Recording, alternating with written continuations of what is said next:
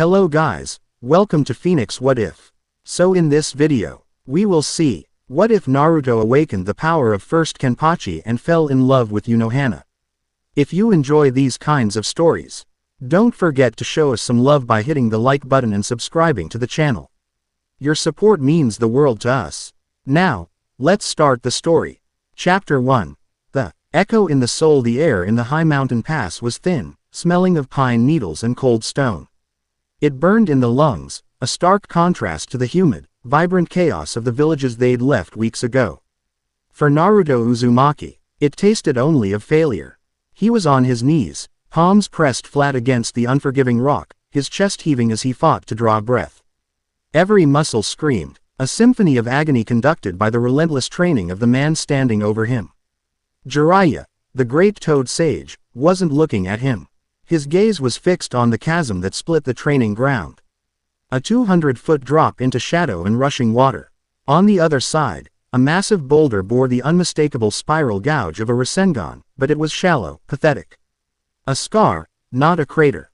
Not good enough, Jiraiya said, his voice stripped of its usual boisterous humor. It was flat, hard as the rock they stood on. The rotation is unstable. You're forcing it with the fox's chakra again. It gives you raw power, but no control. It's like trying to carve a statue with a landslide. You're just making a mess. Naruto gritted his teeth, the dust and grit mixing with the sweat on his lips. I'm trying. The words were a ragged gasp. He pushed himself up, his arms trembling with exhaustion. His orange jumpsuit was tattered and stained, the vibrant color a mockery of his mood. Trying isn't what keeps you alive, kid. Jiraiya finally turned, his shadow falling over Naruto. The sage's expression was grim, the lines on his face etched deeper by the harsh mountain light. The Akatsuki aren't going to wait for you to get it right. They're not going to give you a second chance because you were trying. They will tear you apart to get to the Nine Tails, and they will do it without a moment's hesitation. Do you understand what I'm telling you? Naruto understood all too well. The fear was a cold knot in his stomach, a constant companion on this journey. It was the fear of being hunted, the fear of failing his friends. The fear of that red-eyed man and his shark-skinned partner finding him alone. That fear was a fuel, but it was a dirty one, burning hot and fast, leaving nothing but ash and desperation behind. Again, Naruto said, his voice raw. He held out his right hand, ignoring the way it shook. Jiraiya sighed, a long, weary sound that seemed to carry the weight of decades. Naruto, maybe we should call it a day. You're at your limit. Pushing past it like this will only get you hurt. No, the word was sharp, final. I can do it. I just need more.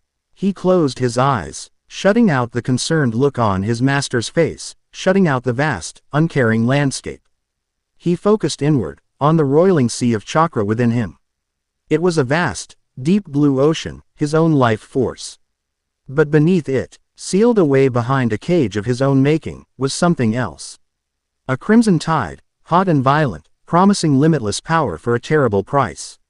He could feel it stirring, drawn by his exhaustion and desperation.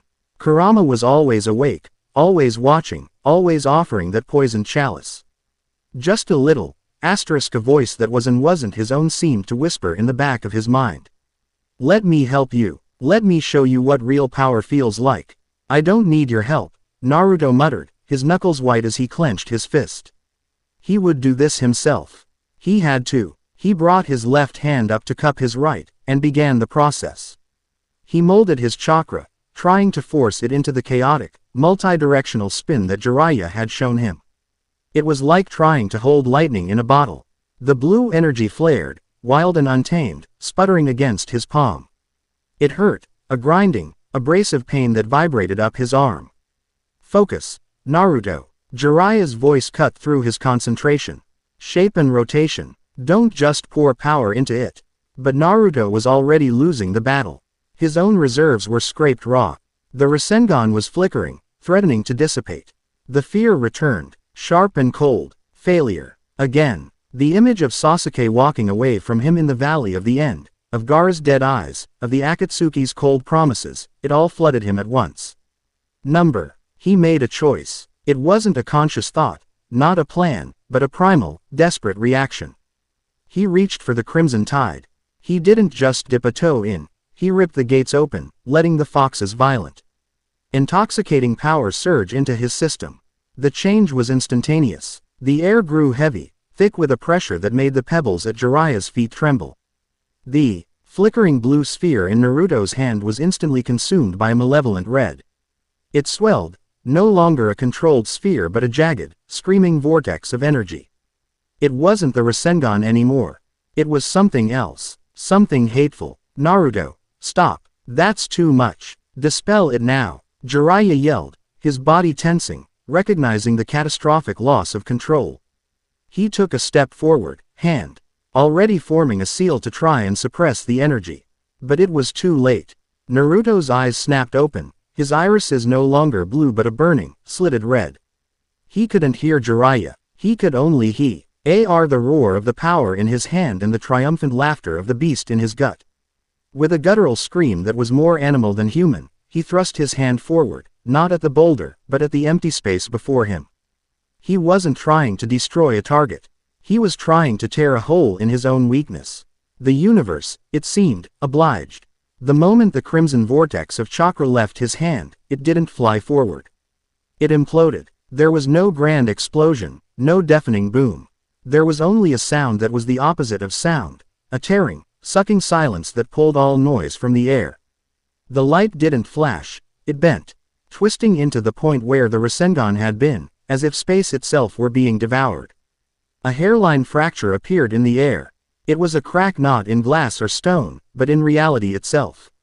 It was pure black, a void that absorbed all light, and it began to spiderweb outwards with impossible speed. Jiraiya froze, his vast experience offering him no reference for what he was witnessing. His instincts screamed at him, a primal terror that had nothing to do with jutsu or chakra. This was wrong. This was a violation of a fundamental law he hadn't even known existed. Naruto, he roared, lunging forward, but the world was already coming apart. The rift didn't just open, it ripped. The sucking silence became a high-pitched shriek as the fabric of the world was torn asunder. A gale force wind erupted from the crack, pulling at Naruto, at Jiraiya, at the very mountainside. Naruto, at the epicenter, had no chance. His feet left the ground, and his bow. Dai was dragged helplessly toward the jagged, black maw. He saw Jiraiya's horrified face, his master's hand outstretched, just inches from his own. He saw the panic and raw fear in the old man's eyes.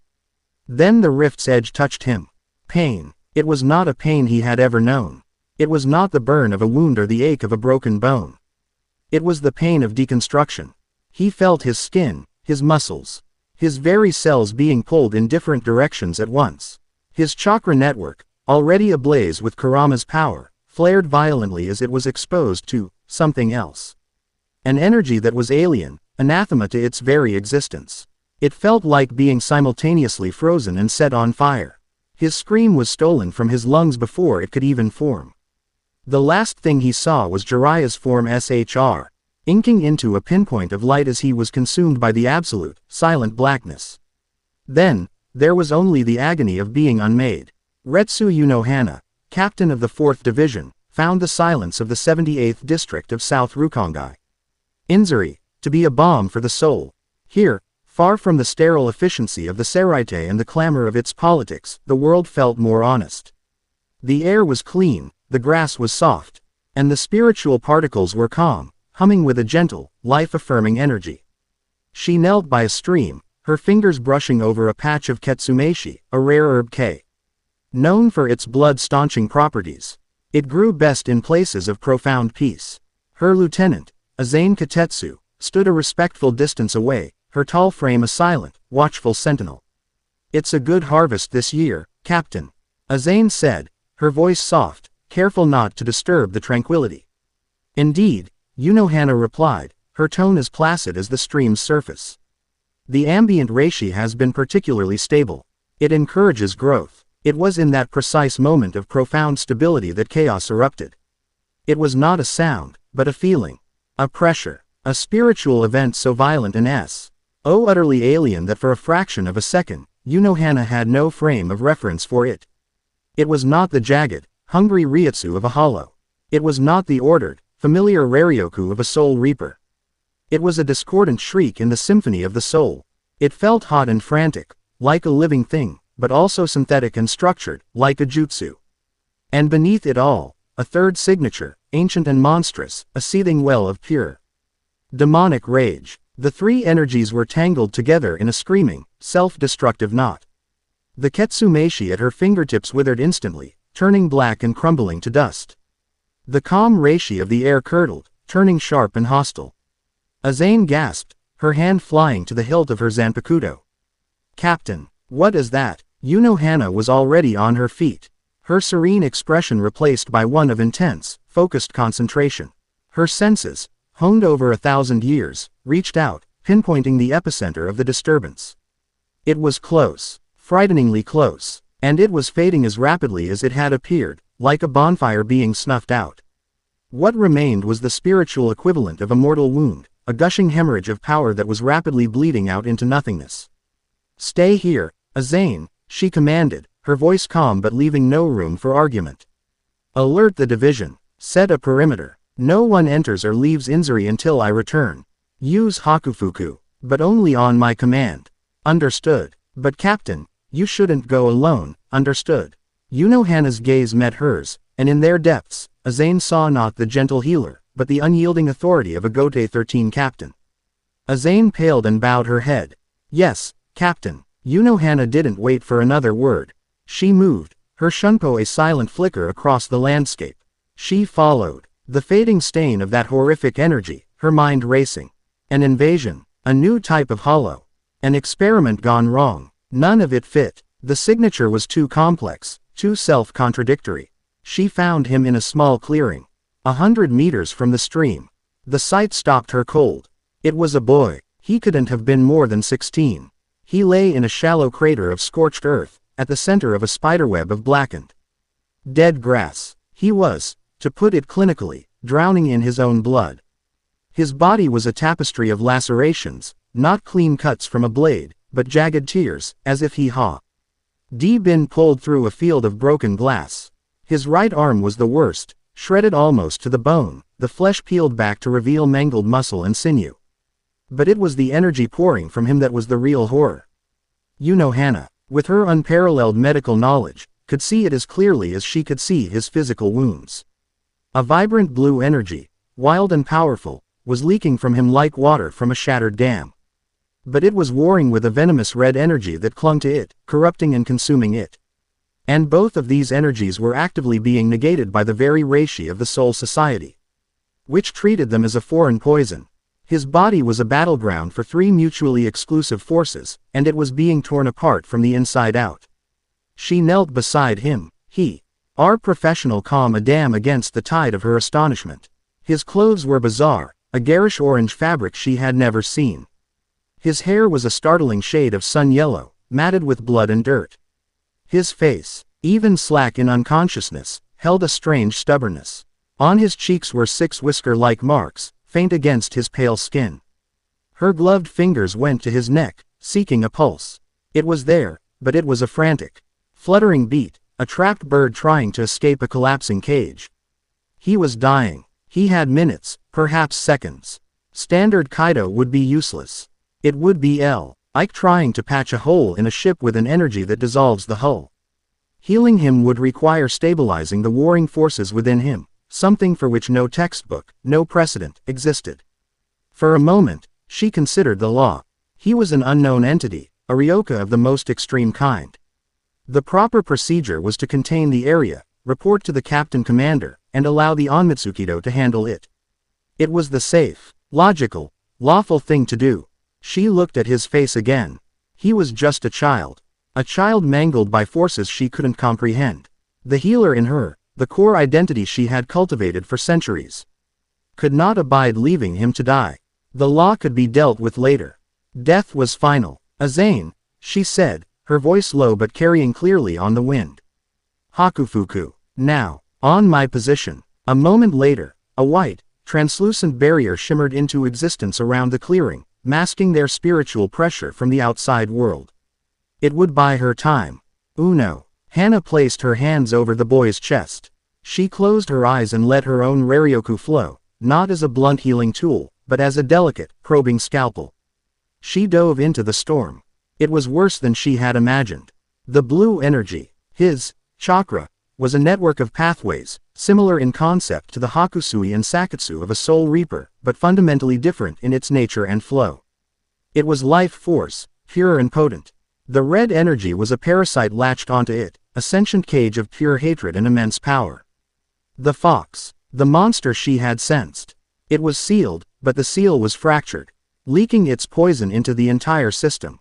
Her green healing energy met the maelstrom and was immediately repulsed. The boy's system treated her Raryoku as another invader. He convulsed on the ground, a pained groan escaping his lips. His life force flickered, dimming dangerously. She pulled back, her mind racing. She couldn't force it, she couldn't overpower it. The energies would simply annihilate each other. And him along with them.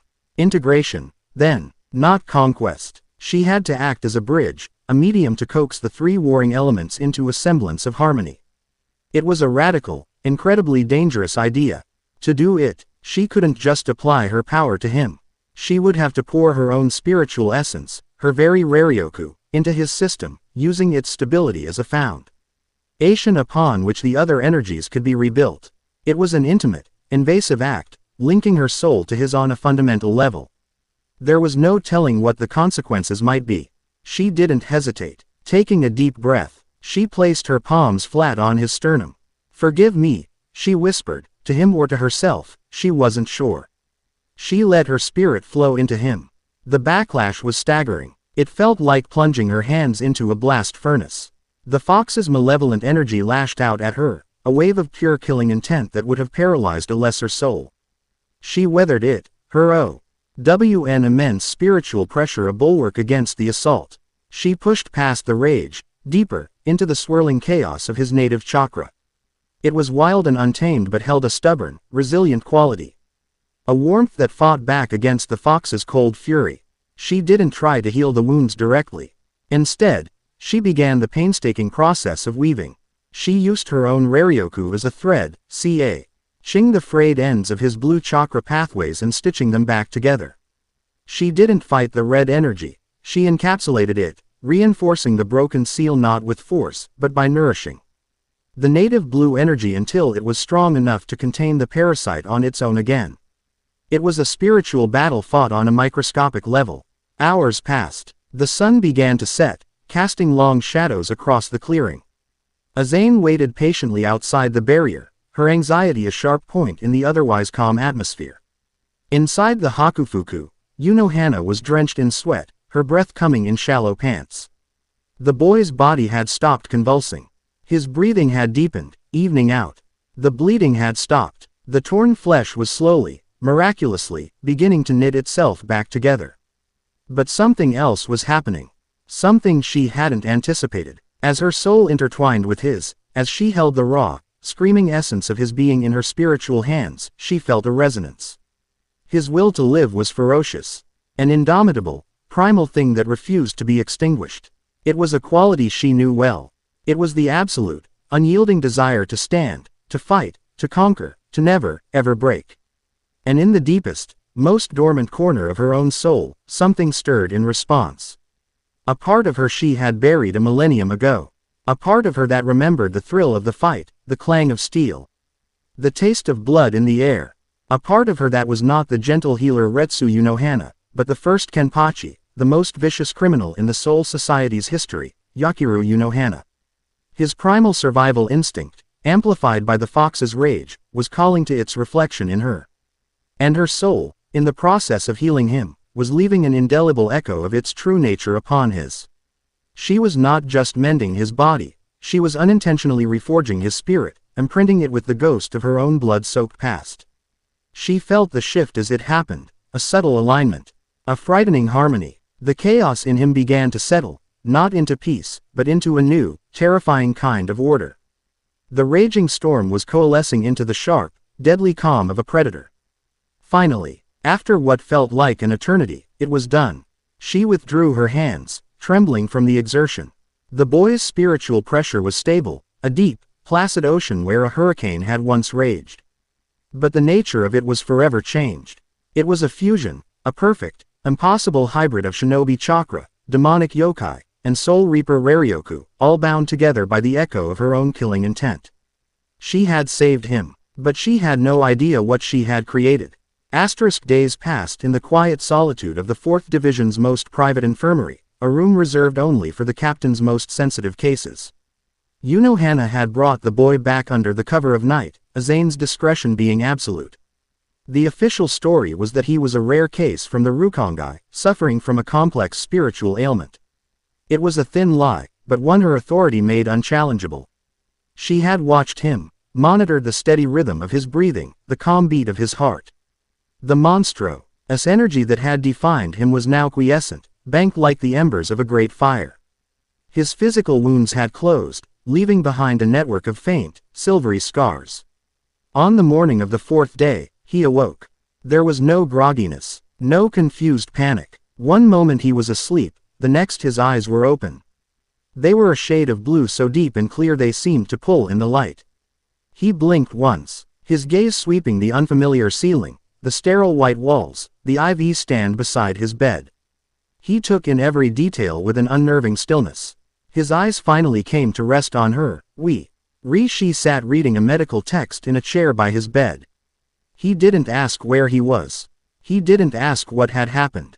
He looked at her, his expression placid, and after a long moment of silence, his voice came, not the loud, boisterous tone she might have expected from a boy his age, but a low, even baritone.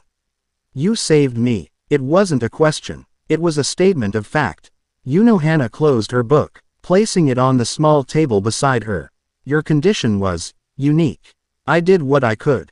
He pushed himself into a sitting position, the movement fluid, economical. There was no wasted motion, no sign of the agony that had racked his body just days before. He looked at his hands, turning them over, flexing his fingers. He seemed to be reacquainting himself with his own body. Then he looked back at her, his gaze direct, penetrating. Something is different, he said. Inside. It's quiet. Your energies were in conflict, she explained, her voice carefully neutral. I helped them find a state of balance. Balance. He repeated the word slowly, as if tasting it. A small, faint smile touched his lips, a fleeting expression that did not quite reach his eyes. It doesn't feel like balance. It feels like a sharp edge. He swung his legs over the side of the bed and stood. He was shorter than her, but he held himself with a new, solid presence, a rootedness that made him seem to fill more space than he occupied. He took a step, then another, his bare feet silent on the polished wooden floor. He walked to the window, looking out at the serene gardens of the 4th Division. This place, it's not my world, he said, again. A statement, not a question. No, it is not. He was silent for a long time, watching a leaf drift down from a tree. The boisterous, impatient boy she might have imagined was nowhere to be seen. This person was calm, observant, possessed of a profound and unsettling patience. Finally, he turned away from the window, his deep blue eyes locking with hers once more. His next words sent a tremor of shock through her, a feeling she had not experienced in centuries. I need a sword. Unohana's placid expression did not change, but inside, her mind reeled. A sword. He was a practitioner of that chakra, energy. His body wasn't built for their ways. He had no training, no knowledge of zanjutsu, the art of the sword. Why would he ask for a blade? Why? She asked, her voice even. He didn't seem to have a logical answer. He just looked down at his right hand again, clenching it into a fist. I don't know, he admitted. I just need one. It feels like I'm missing a part of myself. The resonance, the echo, the piece of her she had left inside him was calling for its mate. The spirit of the Kenpachi, for whom a sword was as essential as a lung, was awake and wanting. This was the first proof of the terrible change she had wrought. Against all logic, against all regulations, she found herself nodding slowly. Very well, but on one condition. You will show me why you feel you need it. The air in Unohana's private dojo was heavy with the scent of old wood and the silent promise of violence. It was a place few had ever seen, hidden deep within the 4th Division barracks. It was where she came to meditate, to practice her forms, to remember the woman she once was. Naruto stood in the center of the room, wearing a simple black shihakusho she had provided. In his hands, he held a plain asachi, an unnamed zanpakuto.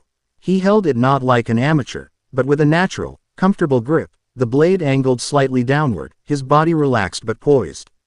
He looked as if he had been born with it in his hand. Unohana stood opposite him, holding her own sheathed zanpakuto. "I will not harm you," she said, her voice echoing in the quiet space. "I only wish to observe." Naruto nodded, his eyes fixed on her. He wasn't looking at her face, but at her center, at the point where her power resided. "You are strong," he said, his voice soft with discovery. "Stronger than anyone I have ever met. It's like standing next to a mountain." He smiled again, that same small, dangerous smile. "It makes my blood sing." Before Unohana could process the statement, he moved. It wasn't a trained shunpo, nor was it a shinobi's flicker. He simply exploded into motion, covering the distance between them in an instant. It was pure, raw, instinctual speed. The asachi came up in a clean, vertical slash aimed directly at her throat. There was no flourish, no wasted energy. It was a killing blow, delivered with terrifying simplicity and intent. Unohana's eyes widened fractionally. She didn't draw her blade. She shifted her weight, pivoting on the ball of her foot, and let the blow pass a hair's breadth from her neck. The wind from the blade's passage whispered against her skin. Naruto didn't overextend. He didn't stumble. The instant his attack missed, he flowed into the next one, the sword a blur as he spun, redirecting its momentum into a low, horizontal sweep aimed at her legs. Again, it was a simple, brutally efficient move. This time, she met it. With a metallic ring, she used the hilt of her sheathed zanpakuto to parry his blade, deflecting it into the wooden floor. The impact sent splinters flying. He disengaged instantly, creating distance, his posture unchanged, his breathing even. He was watching her, learning, adapting.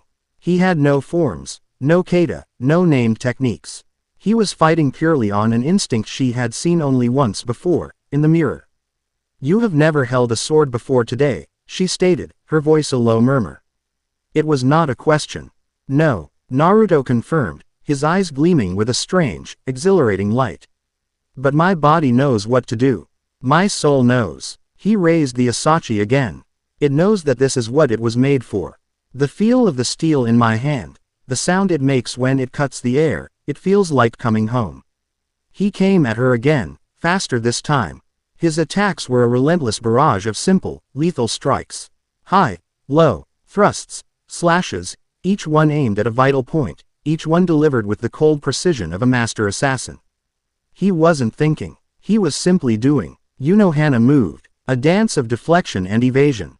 She was forced to draw on her centuries of experience, her perfect footwork, her absolute mastery of timing, just to keep up with this amateur who fought like a demon. She could feel it coming off him in waves, a suffocating pressure, a palpable killing intent. But it wasn't born of malice or hatred. It was born of pure, unadulterated joy. The joy of the fight. The joy of the blade. The joy of meeting an equal. She parried a vicious thrust aimed at her heart, the force of it jarring her arm. Their faces were inches apart. And she saw it, in the depths of his blue eyes. The same predatory gleam she saw in her own when she let her mask slip. The same ecstatic thrill of a battle well fought. A smile that was all teeth, a mirror of the one she kept hidden from the world. He was not just a boy she had healed. He was an echo of her own soul, a reflection of the monster she had suppressed. In his eyes, she saw the ghost of Yakiru Unohana, born in this impossible child from another world. She pushed him back, her expression for the first time in a long, long while, completely unguarded. A slow, genuine smile spread across her own lips, not the gentle smile of the healer, but the wide, predatory grin of the first Kenpachi. He saw it, and his own smile widened in response. It was a moment of perfect, terrifying understanding. "I see," she whispered, her voice filled with a feeling she had thought long dead. The spar was over. A pact had been forged not with words, but with the ringing of steel. Meanwhile, in a hidden laboratory, deep beneath the 5th Division's barracks, a single silver-haired man stood before a pane of glass, observing a complex array of Keto-based sensors. Most of them were stable, charting the normal ebb and flow of spiritual energy throughout the soul society. But one of them, a delicate instrument designed to detect dimensional friction, was still vibrating faintly. Hours ago, it had screamed, alerting him to a momentary, violent tearing of spatial reality.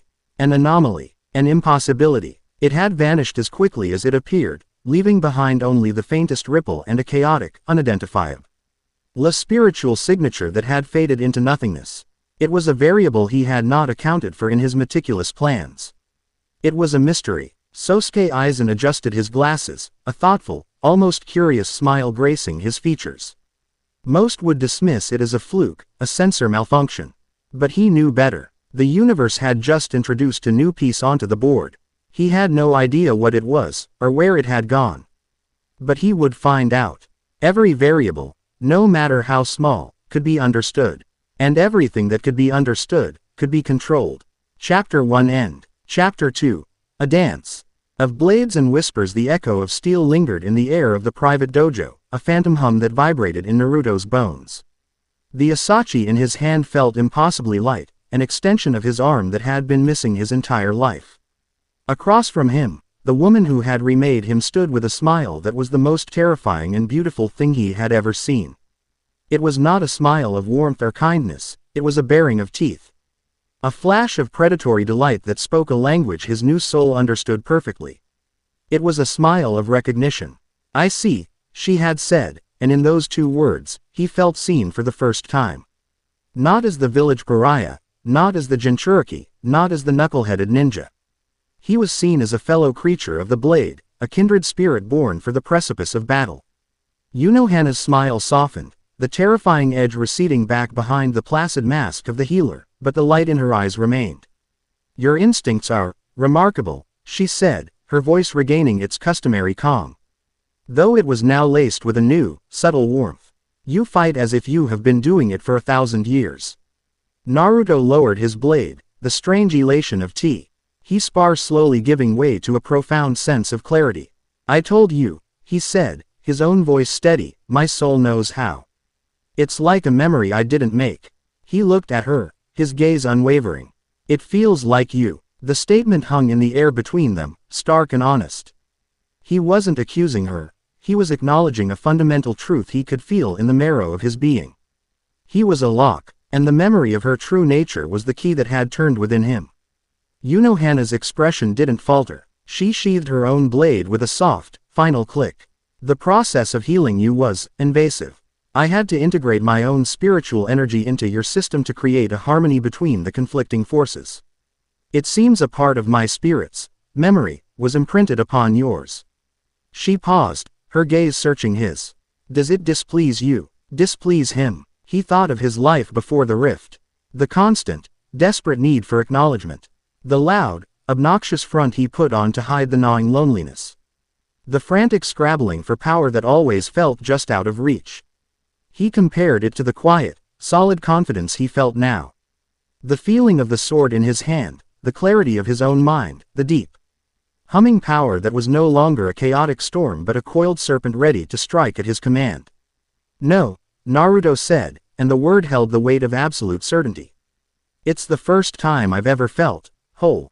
Unohana nodded, a silent acceptance of the strange, unprecedented bond they now shared.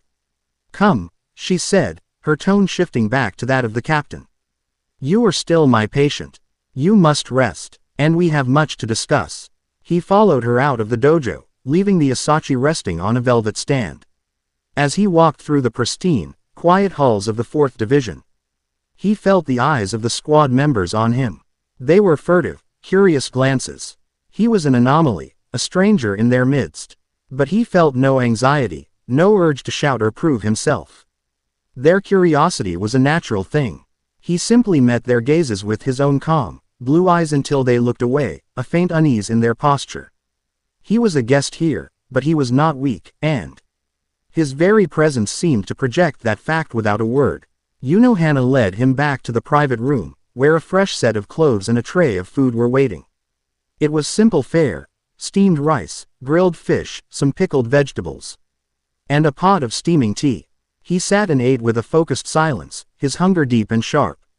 As he ate, she spoke. "You cannot stay here indefinitely," she began, her voice low and serious. "Your existence is a violation of 100 laws of the Soul Society. You are what we call a ryoka, an intruder. But you are far more than that. You are from another dimension entirely. A concept so foreign that our leaders would not react with curiosity, but with fear. Fear, and a desire to contain, or dissect." Naruto swallowed a mouthful of rice. "So, I'm a threat. You are an unknown," she corrected gently. "And in the Seraite, the unknown is always treated as a threat until it can be categorized and controlled. My actions in healing you and concealing you are an act of treason.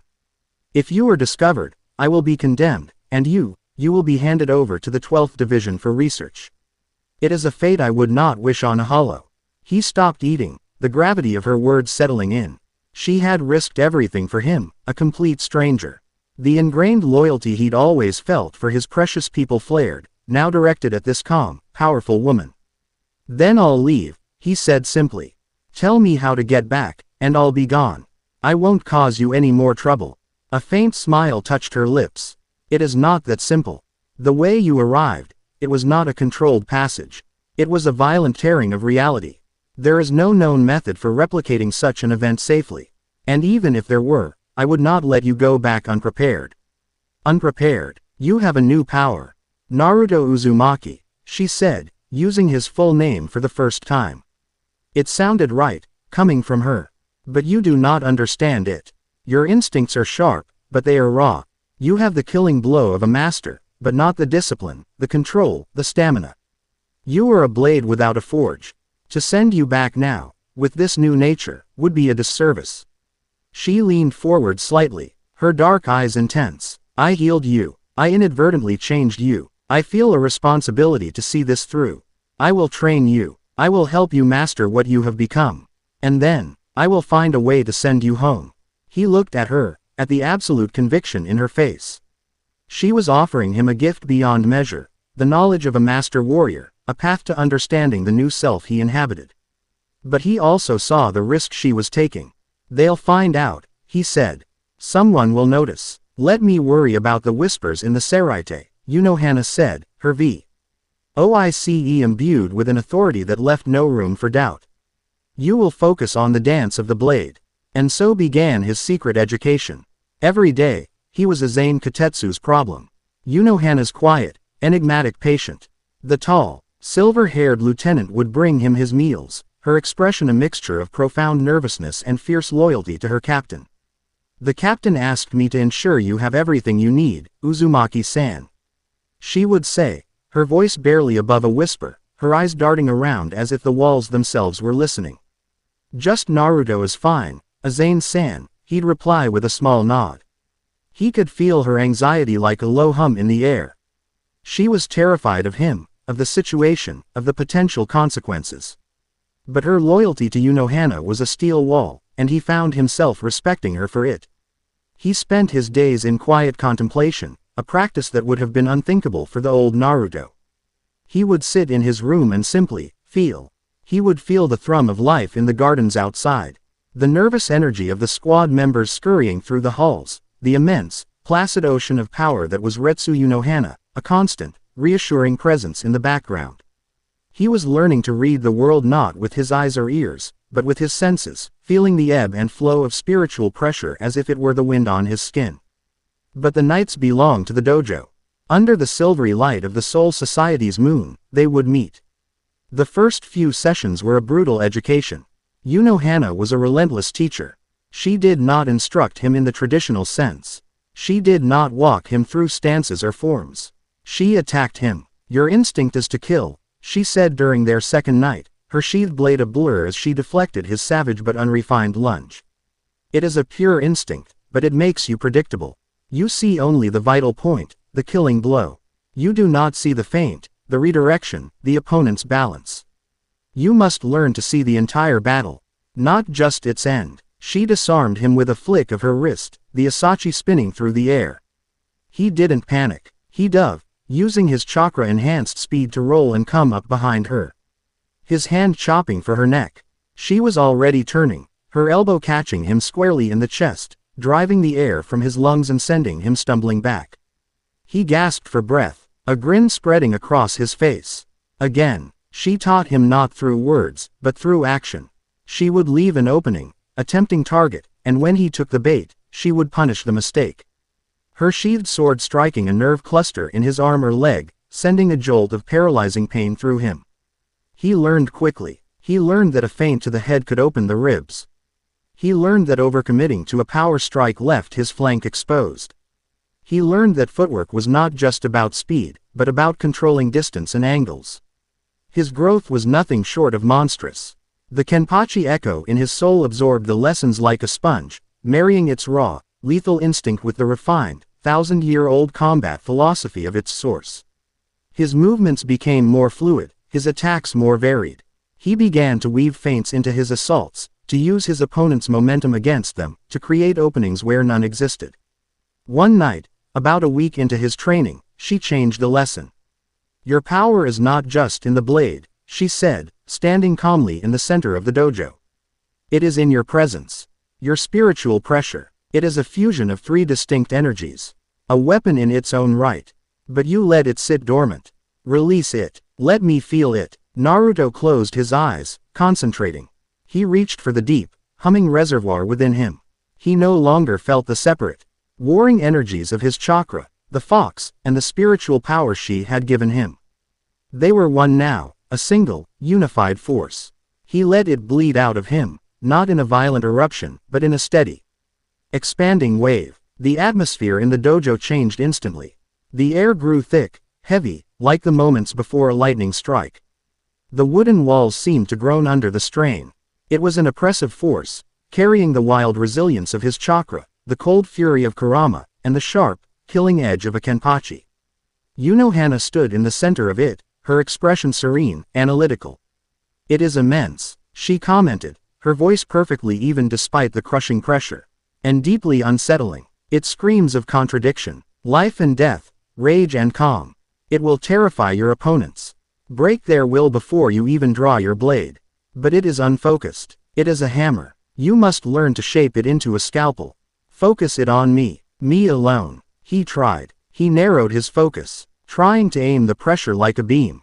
The ambient weight in the room lessened, but the force directed at Unohana became a physical blow. She didn't even flinch. "Better," she said, "but you are still pushing. Do not push. Simply be. Let your will dictate its shape. Let it become an extension of your intent." They spent hours on this. Him, standing, concentrating, trying to shape his aura. Her, standing, enduring, and offering quiet, cryptic corrections. "You are thinking of it as a weapon. Think of it as a part of your body. You are trying to control it. Simply allow it to obey." He finally understood when he stopped trying. Frustrated and exhausted, he let go of his concentration, his only thought a simple, "I want to touch her." Instantly, a thin, focused tendril of his pressure shot out. Not with force, but with a delicate precision, and brushed against her cheek. It felt like a phantom limb. Unohana's eyes widened almost imperceptibly. A slow smile, one of genuine pride, graced her lips. "Good," she whispered. "Now you understand." Their bond deepened in these nightly sessions. In the space between brutal spars and intense spiritual training, they spoke. Their conversations were unlike any Naruto had ever had. They were stripped of all pretense. "The fox?" she asked one night, as they sat sharing tea after a particularly grueling session. "This creature sealed within you. I felt its hatred. It is a being of immense power and malice." Naruto stared into his cup. The old Naruto would have gotten defensive, angry. The new Naruto considered the question. "He's been there my whole life," he said. "A voice in the back of my head. A cage in my gut. Everyone in my village hated me for him. They looked at me and saw a monster." He looked up, meeting her gaze. "You felt his hatred, but you weren't afraid." "Fear is a luxury one cannot afford in my position," Unohana said simply. "I have faced beings of pure malice. I have faced the hunger of a million hollows. His hatred is familiar. It is the rage of the caged, the fury of the misunderstood. I do not fear it." I pity it. He was taken aback. No one had ever pitied Kurama. They feared him, hated him, coveted him. But pitied him. It was a new perspective. And you, he countered, growing bolder. That smile, the one from the first time we sparred. I see it sometimes, in your eyes, even when you're being the captain. What is that? Unohana's hand stilled on her cup. She looked out into the darkness of the dojo, her gaze distant, as if looking back across 1,000 years. It is the woman I was, she said. Her voice a low murmur. Before I became the captain of the healing squad. Before I took the name Retsu. Long ago, my name was Yakiru Unohana. And I was the first Kenpachi. The title meant nothing to him. But the weight with which she said it was immense. What's a Kenpachi? It is a title, she explained, given to the strongest soul reaper of their generation. The one who has killed the most. Who has fought the most. Who loves the battle more than anything else. To earn the title, one must kill the previous Kenpachi in a duel to the death. Her eyes met his, and he saw a glimpse of that ancient, blood-soaked past. I founded the 11th Division, the combat specialists. I was a master of every style of swordsmanship, and I was a monster who lived only for the thrill of the blade. The echo you feel inside you, it is the ghost of that monster. He didn't see a monster. He saw the truth. He saw the powerful, dangerous, magnificent being that hid behind a gentle facade. He saw the source of the strength he now possessed. You're not a monster, he said, his voice firm. You're a warrior. And you're the strongest person I've ever met. Her expression softened, a genuine, unguarded look of surprise and something else, something akin to gratitude. In that moment, the connection between them solidified. It was not the blushing, awkward affection of teenagers. It was the profound, unshakable bond of two predators who had found their only equal in the universe. A love born not of gentle whispers and soft glances, but of shared bloodlust and the ringing of steel. This quiet, dangerous bubble they had built could not last. The ripples of Naruto's arrival were spreading. In his office, Captain Commander Genryusai Shigekuni Yamamoto tapped a gnarled finger on his desk. Opposite him sat Captain Shunsui Kyoraku, his usual lazy demeanor belying the sharpness in his eyes. A dimensional fissure, Yamamoto stated, his voice a low rumble. In Inzuri, the energy signature was chaotic. Unlike anything in our archives. It vanished almost immediately, but the disturbance was undeniable. Indeed, Shunsui said, adjusting his pink haori. A real head-scratcher. T. What's more curious is Captain Unohana's response. She sealed the entire district for hours. Her official report cited a localized spiritual pathogen requiring quarantine. Very neat. Very clean. Unohana does not file clean reports unless she is hiding a messy truth, Yamamoto grunted. She has been captain of the 4th for a millennium. She knows protocol. An event of this magnitude requires a full report to Central 46 and myself. She has done neither, and her division has been awfully quiet since then, Shunsui added, a thoughtful look on his face.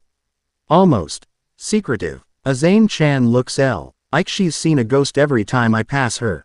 You think our dear Retsu-chan found something she decided to keep for herself? Yamamoto's eyes narrowed. Unohana's loyalty is to the Gote 13. But her passion is her great strength, and her great weakness. Find out what she is hiding, Shunsui. Be discreet. Yama-jii, Shunsui said with a lazy salute, but as he turned to leave, his expression grew serious. Unohana was not a captain to be trifled with, and if she was hiding something, she had a very, very good reason. The whispers reached Aizen's ears not through official channels, through the subtle network of information he cultivated. Jin Ichimaru delivered the report with his usual unnerving smile. Funny thing, Captain Aizen, Jin said, his eyes narrowed to slits. Captai, Unohana's been keeping a patient in her private ward. No one's allowed in, no one's allowed out. Been there since that little energy spike out in Inzuri. They say he's got a real weird spiritual sickness. Aizen stood before a blank calligraphy scroll, a brush in his hand, poised as if to paint. A dimensional fissure. A quarantine by the Soul Society's most powerful healer. A secret patient. The pieces clicked into place with a satisfying precision. The anomaly hadn't vanished. Unohana had captured it, or saved it. A spiritual sickness, Aizen mused, a slow, contemplative smile spreading across his face. How intriguing. It must be a truly fascinating specimen to warrant such personal attention from Captain Unohana. He wasn't interested in what it was. A hollow, a lost soul, it didn't matter. He was interested in what it represented. A power outside the established laws of their world. A key to something new. And it was currently in the hands of one of the few captains he could not easily predict or manipulate. Keep a watchful eye, Jin, Aizen said softly, finally putting brush to paper in a single, elegant stroke. It seems the 4th Division has become the most interesting place in the Seraite. The breaking point came 2 weeks after Naruto's arrival. It came in the form of a man named Guro Takeda, the 3rd seat of the 11th Division. He was a mountain of a man, covered in scars, with a brutish face and a zanpakuto that looked more like a slab of iron than a blade. He swaggered through the 4th Division barracks like he owned them, his squad members trailing behind him. All of them nursing injuries from their latest brawl. "Oi, healers!" Guro bellowed, his voice echoing through the normally silent halls. "Patch us up, and be quick about it. We got real work to do." The 4th Division members scurried to obey, their movements flustered by the aggressive intrusion. Aizen stepped forward, her expression firm. "3rd Seat Takeda, you are a guest here. I must ask you to conduct yourself with the respect this division is due." Guro laughed, a harsh, grating sound. "Respect. You pen pushers and bedpan changers want respect. You earn respect in a fight. Something you wouldn't know anything about." At that moment, Naruto was walking down the hall, heading back to his room after a quiet walk in one of the secluded gardens. He saw the scene, the towering brute intimidating the healers. The nervous energy in the air. The old Naruto would have yelled, charged in, and started a fight he couldn't win. The new Naruto simply stopped and watched, his expression unreadable. Goro's eyes landed on him. He scanned Naruto's simple black robes, his unfamiliar face, his calm demeanor. "And who's this pretty boy?" he sneered. "Don't look like one of your weak-kneed healers." Naruto said nothing. He simply met the man's gaze. "What's the matter? Cat got your tongue." Guro took a step toward him, puffing out his chest. "I'm talking to you. Where's your squad? Who are you?" "He is a patient," Aizen said, stepping between them. "He is under Captain Unohana's direct care. You will leave him be." "A patient?" Guro looked Naruto up and down. "He looks fine to me. Looks like he's never seen a real fight in his life." He grinned, a nasty, brutish thing. "Maybe I should give him one. A little 11th Division welcome." He shoved Aizen aside, sending her stumbling. In that instant, something in Naruto shifted. He wasn't angry. Anger was a hot, messy emotion. This was cold. This was a decision. This man had laid a hand on someone who, however nervously, had shown him kindness and was acting under the orders of the woman who had saved him. It was an unacceptable transgression. Before Guro could even register the movement, Naruto closed the distance between them. He didn't draw a sword. He didn't raise his voice. He simply brought his open palm up and placed it gently on Goro's chest. And he released his spiritual pressure. It wasn't the crushing, ambient hammer he had practiced in the dojo. It was the scalpel, a focused, concentrated spike of that terrifying, contradictory energy, fired like a cannonball directly into Goro's soul. Goro's eyes went wide, the sneer on his face froze, then melted into an expression of pure, primal terror. His body seized up, his lungs refused to draw air. He was not just being pushed back, he was being spiritually violated. He was feeling the raw, untamed life force of a Jinchuriki, the ancient, seething rage of a tailed beast, and the cold, bottomless killing intent of the first Kenpachi, all at once. His soul, which knew only the simple language of brute force, was screaming. He dropped his zanpakuto with a deafening clang. His knees buckled, a choked, gurgling sound escaped his throat, and he collapsed to the floor, convulsing. His eyes rolled back in his head, foam frothing at his lips. The entire hallway fell silent. The other 11th Division members stared, frozen in disbelief, at their terrifying 3rd seat, who had just been felled without a single blow being struck. They looked at Naruto, who now stood over the twitching form, his expression as calm and placid as a frozen lake. He looked up from the fallen brute, his deep blue eyes sweeping over the other intruders. He didn't say a word. He didn't have to. The message was clear. Leave. They scrambled, grabbing their fallen leader and practically ripping over themselves to flee the 4th Division barracks. Naruto looked at Azane, who was staring at him, her face pale with shock and a dawning, terrifying understanding of what her captain had been hiding. He gave her a small, almost imperceptible nod, and then turned and continued walking toward his room as if nothing had happened. That night, in the dojo, Unohana was waiting for him. The news had reached her instantly. "You defeated the 3rd seat of the 11th Division without drawing your sword," she stated. "He was rude," Naruto replied simply, picking up the Asachi. Unohana watched him, a complex series of emotions flickering in her eyes. Pride, concern, and a grim sense of finality. "What you did today will not be dismissed as a rumor. Takeda is a seated officer. Questions will be asked. An official inquiry will be launched. They will come looking for you." She walked toward him, stopping just a few feet away. "Our time is up. I cannot hide you any longer. So I fight them?" Naruto asked, his grip tightening on the hilt of his sword. "No," she said. "You go home." Her gaze was filled with an iron resolve. "The dimensional fissure you created was born of your own power. The spurate fusion of your chakra and the fox's. It is a wound in the fabric of reality. I believe that with my help, you can reopen that wound, just long enough to pass through." This was it, the end of his strange sojourn in this world. He felt a pang of something he couldn't name. A reluctance to leave this place, to leave her. "It will be dangerous," she continued, "and it will be a gross violation of Gote 13 law. I will be escorting a Ryoka to the precipice world, the dimensional gap between our worlds, and actively aiding in a forbidden form of Kido. If we are caught, there will be no trial. We will be executed on the spot." She was willing to risk her life, her very existence, for him. The weight of that decision settled on him, a heavier burden than any spiritual pressure. "You don't have to do this," he said, his voice low. "I know," Unohana replied softly. She reached out, her fingers gently brushing against his cheek, right where his phantom tendril of energy had touched her days before. Her touch was warm. "But I told you, did I not? I feel a responsibility to see this through." She let her hand drop, and the gentle healer was gone, replaced once more by the unyielding captain.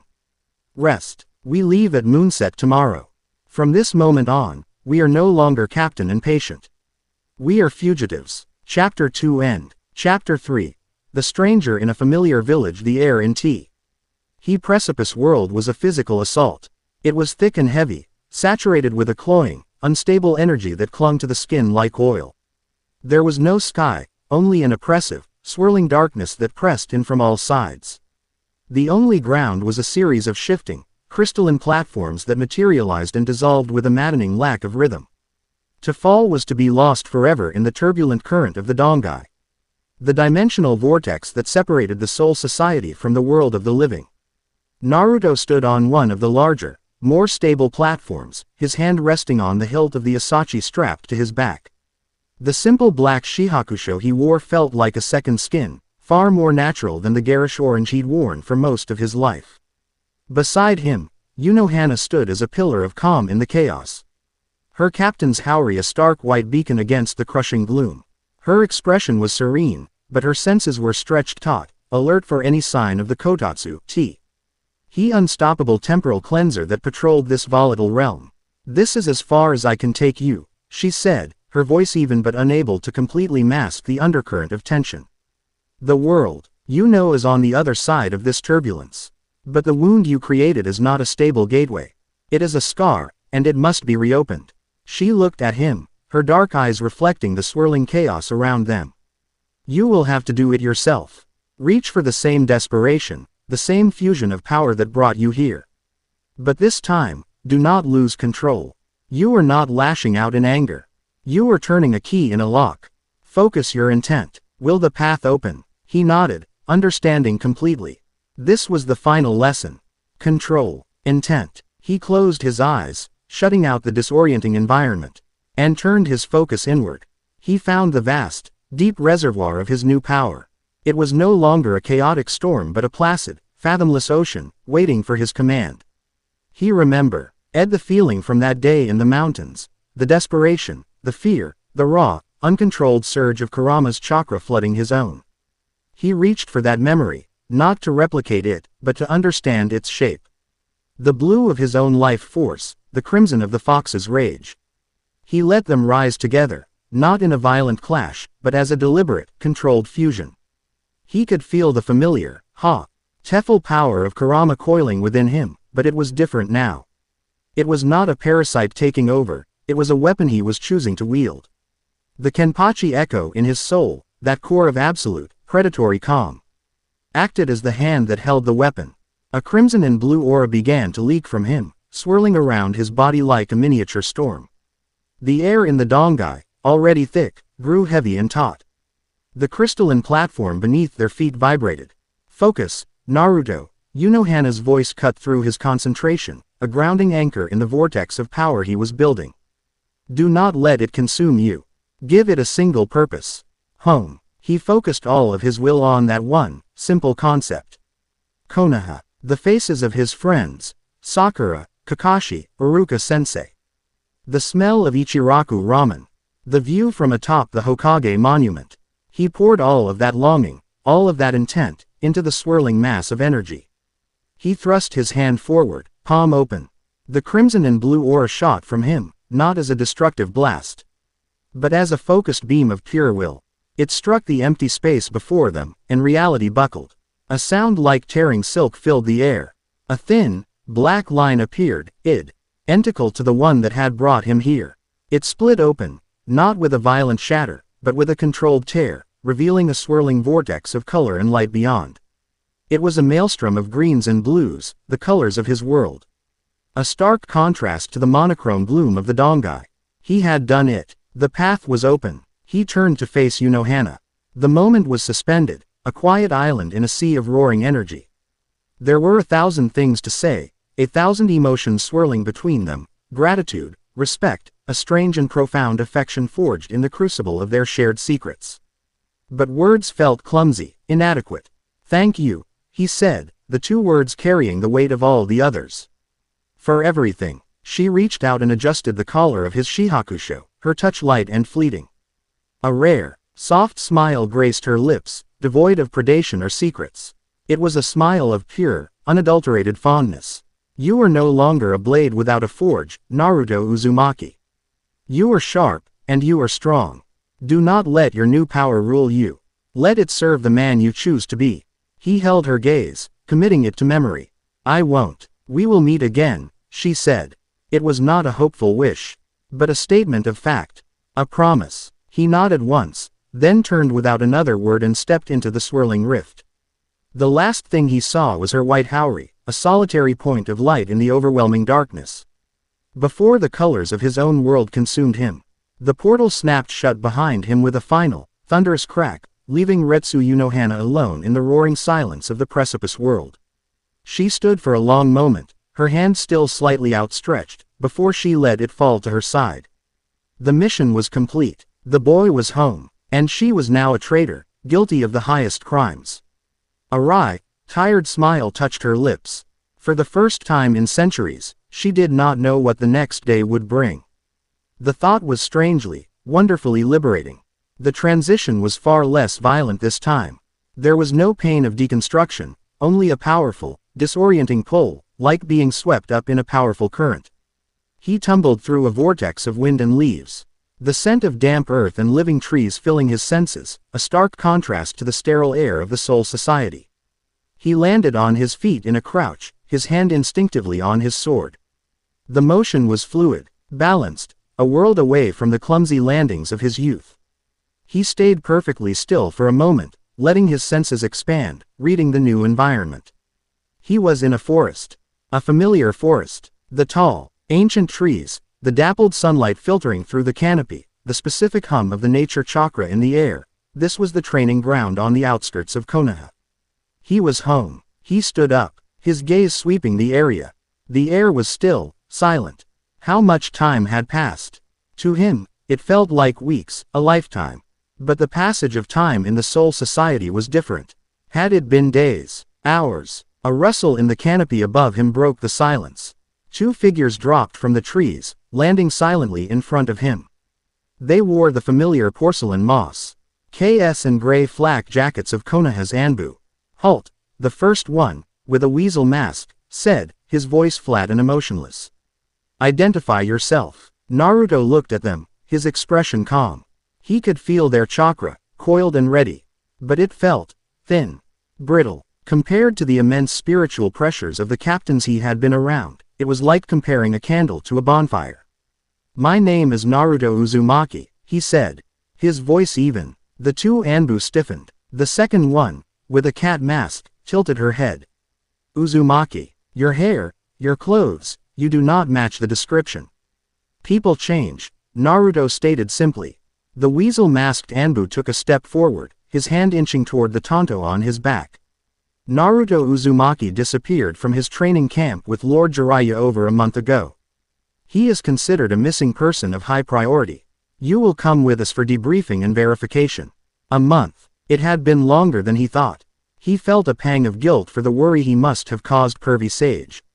Of course, Naruto agreed. He made no move for his weapon, kept his hands loose and open at his sides. He was not their enemy. There was no need for conflict. His calm compliance seemed to unnerve them more than any resistance would have. They flanked him, their posture tense, and escorted him through the forest toward the village gates. As the familiar red gates of Konoha came into view, Naruto felt a strange sense of detachment. It was home, yet it felt smaller. The walls seemed less imposing, the chatter of the villagers less overwhelming. It was like returning to a childhood home as an adult and finding everything had shrunk. His return did not go unnoticed. The guards at the gate, Kotetsu and Izumo, did a comical double take. Naruto, is that you? Izumo exclaimed, his eyes wide. What happened to you? And what's with the getup? Trying out for the samurai. Kotetsu added, gesturing to his black robes and sword. Naruto simply gave them a small nod. It's a long story. The Anbu whisked him past, their urgency overriding the gate guard's curiosity. News of his return spread through the village like wildfire. Whispers followed him as they walked toward the Hokage Tower. Is that him? What happened to his orange clothes? He looks different. Is that a sword? He ignored them. Their opinions, their stares, they no longer mattered. The desperate need for their approval had vanished, replaced by a quiet self-assurance. He was brought not to the Hokage's office, but to a sterile, windowless interrogation room in the basement of the tower. It was a place he recognized from his more destructive childhood pranks. But this time, the feeling was different. He wasn't a mischievous kid in trouble. He was an asset being evaluated. He sat at the metal table, perfectly still, his hands resting on his knees. He waited. He could feel the chakra signatures outside the door, the Anbu guards, and two others. One was a familiar, powerful, warm signature that smelled of sake and cigarettes. Tsunade. The other was unsettling. It was cold, old, and hidden, like a snake coiled in the dark. It felt like a web of secrets and rot. The door slid open. Tsunade, the fifth Hokage, strode in. Her expression a thunderous mask of anger and relief. Behind her was Homura Mitokado and Kaharu Udatane, the village elders, their faces etched with suspicion. But it was the man who entered last that drew Naruto's full attention. He was old, his face half bandaged, his right arm in a sling.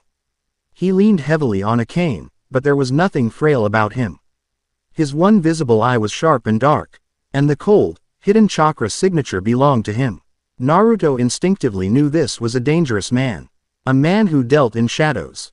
Danzo, Tsunade said, her voice tight, acknowledging the man's presence with barely concealed disdain. I told you I would handle this. Naruto Uzumaki is a vital asset to this village, Danzo Shimura replied, his voice a dry rasp. His month-long disappearance is a matter of national security. The council has a right to be present for his debriefing. Tsunade shot him a venomous glare but didn't argue. She turned her attention to Naruto, her anger melting slightly as she took in his appearance. Naruto, what in the hell happened to you? Where have you been? Jiraiya has torn half the continent apart looking for you. There was a training accident, Naruto said, his voice calm and even, a stark contrast to her explosive energy. I was away, for a month. Where? Kaharu demanded, her voice sharp. A place that's hard to describe. Try, Danzo said, his single eye boring into Naruto. He was watching Naruto's posture, his tone, the way he held himself. He was analyzing a weapon. Naruto met his gaze without flinching. I fell through a hole in the world. I ended up somewhere else. I was found, I was healed, and I was sent back. It was the truth, stripped of all its unbelievable details. Homura scoffed. A hole in the world. Do you take us for fools, boy? You will tell us where you were. Were you captured by another village? Did the Akatsuki take you? No. Then explain yourself. I have, Naruto stated calmly. The old Naruto would be yelling, flustered, desperately trying to make them believe him. The new Naruto felt no such compulsion. They could believe him or not. It changed nothing. This unnerving calm was clearly getting under their skin. It was Tsunade who broke the escalating tension.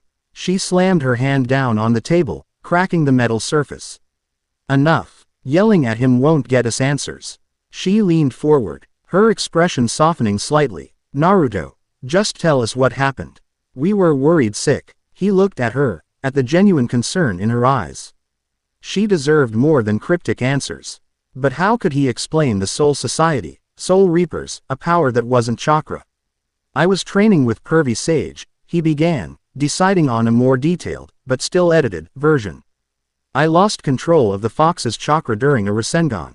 It caused some kind of explosion. It tore open a passage. I was pulled through. I was badly injured, on the verge of death. A healer found me. She saved my life. Danzo leaned forward, his interest piqued. A healer? From what village? What were her abilities? She wasn't from any village I know, Naruto said, his expression unreadable. Her methods were different. It took weeks for me to recover. And the sword. Danzo's eye flicked to the hilt visible over Naruto's shoulder. Did she give you that as well? Did she teach you to use it? It was a gift, Naruto said. As for how I use it, I'm a fast learner. The room fell silent. Danzo was staring at him, a cold, calculating look in his eye. Naruto was a black box. An unknown variable. He had disappeared as a loud, predictable, and ultimately controllable Jinchuriki. He had returned as this calm, quiet swordsman who exuded an unnerving confidence. Danzo's entire worldview was predicated on control, on knowing every piece on the board. And Naruto had just become an unknown piece. This is unacceptable, Kaharu declared. He must be placed under observation. We need to know what was done to him. What new abilities he may have. He is a Jinchuriki. We cannot afford any uncertainties. He will be confined to his apartment, Danzo stated, his voice carrying the weight of an order. An Anbu guard will be posted. We will conduct a full evaluation of his physical and psychological state. Like hell you will, Tsunade roared, her chakra flaring. He just got back. He's not a prisoner. He is a weapon, Tsunade, Danzo countered, his voice dangerously low. And you have been far too sentimental with him. This incident proves that an uncontrolled weapon is a threat to the entire village. Naruto listened to them argue over him as if he weren't there. It was a familiar feeling. But the quiet resignation he used to feel was gone. He was not a weapon. He was not a thing to be evaluated and controlled. He was Naruto Uzumaki. He decided to end the conversation. He pushed his chair back, the screech of metal on concrete silencing the room. He stood up. I'm tired, he said. His voice quiet but cutting through the tension. I'm going to my apartment. I'd like to see my friends. You are not dismissed, boy. Homura snapped. Danzo's single eye narrowed. You will remain here. Two Anbu guards at the door tensed, their hands moving to their swords. Naruto didn't even look at them. His gaze remained fixed on Danzo. No, he said. The word was not defiant. It was a simple statement of fact. Like saying the sky is blue. Do you understand the position you are in? Danzo's voice was cold as ice. You will be restrained, if necessary. Naruto smiled. It was the first time he had smiled since returning, and it was not the wide, sunny grin they knew. It was a small, sharp, dangerous thing. The smile he had shared with Unohana in the dojo. It sent a chill down Tsunade's spine. You can try, he said softly. The air in the room became thick, heavy. A palpable pressure radiated from Naruto, pressing down on everyone present. It wasn't chakra. It was something else, something alien. Tsunade felt her breath catch in her throat. The elders paled, taking an involuntary step back. The Anbu guards froze, their hands locked on their swords, their bodies refusing to obey their commands to draw. Danzo alone seemed to weather it, though Naruto could see the minute tensing of the old man's jaw, the slight widening of his one good eye. He was feeling it, the fusion of life, rage, and killing intent. He was feeling the pressure of a power he could not comprehend. Naruto held the pressure for a count of 3, a silent, undeniable demonstration. Then he let it recede, the air in the room becoming breathable again. The Anbu guards gasped, sweat beading on their masks. He turned and walked to the door. "If you need me," he said, without looking back, "I'll be at home." He slid the door open and walked out, leaving the most powerful people in Konoha standing in stunned, absolute silence. He hadn't raised his voice. He hadn't used a single jutsu. He had simply refused to be caged. And no one had been able to stop him. Word of his return had reached his friends before he did. He was halfway across the village, walking through the familiar streets with a steady, unhurried pace, when he heard his name being called. Naruto. He turned. Sakura Haruno was running toward him, her pink hair flying. Behind her, a more sedate Kakashi Hatake followed, his one visible eye wide with curiosity. Sakura skidded to a halt in front of him, her chest heaving. "Naruto, you're back. Are you okay? Where were you? We were so worried." She looked him up and down, her brow furrowing in confusion at his new appearance. "What happened to you? You look different," Kakashi finished for her, coming to a stop beside her. His gaze was sharp, analytical, taking in the black robes, the sword, and most of all, the complete change in Naruto's demeanor. The frantic, hyperactive energy was gone, replaced by a deep, unnerving calm. "I'm fine, Sakura," Naruto said, and his voice, that new, lower, calmer voice, seemed to startle her more than anything else. "It's good to see you both." "Good to see you." Sakura's hands went to her hips, her worry quickly turning to her more familiar exasperation. "You disappear for a month without a word and all you can say is, 'It's good to see you.' I ought to punch you into next week." The old Naruto would have cowered or yelled back. The new Naruto just watched her, a faint, amused glint in his eyes. "You could try," he said, echoing his words to Danzo. The response threw her off. She faltered, her fist half raised. "What?" Kakashi stepped forward, placing a hand on her shoulder. His eye was locked on Naruto's. "He's right, Sakura, he's different." He was looking at Naruto not as his former student, but as a potential threat. An unknown shinobi of considerable power. "What happened out there, Naruto?" "It's a long story, Kakashi-sensei," Naruto replied. "One I'm not sure you'd believe." "Try me," Kakashi said, his tone serious. Naruto considered it. He looked at their faces, at the genuine concern beneath the shock and suspicion. These were his precious people. They deserved more than secrets. "Let's go somewhere quiet," Naruto said. "I'll tell you what I can." He led them to Training Ground 3, the site of their first bell test. It was nostalgic, but the memories felt like they belonged to another person. They sat on the grass near the memorial stone. He told them the same story he told the Hokage, but with more honesty in his tone. He spoke of the uncontrolled Rasengan, the tear in reality, the feeling of being pulled apart. He spoke of the new world, of the woman who healed him.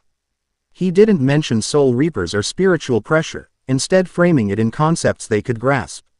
"She used a kind of medical jutsu I've never seen before," he explained. "It healed my body, but it changed my chakra, stabilized it. It feels different now, quieter." "And the sword?" Kakashi asked, his gaze fixed on the weapon. "A parting gift," Naruto said. He knew it was a weak explanation, but the truth was too fantastic. Sakura, a medical nin herself, was frowning. "Changed your chakra? That's not possible. A person's chakra network is unique. To fundamentally alter it would require a level of skill beyond anything I've ever heard of.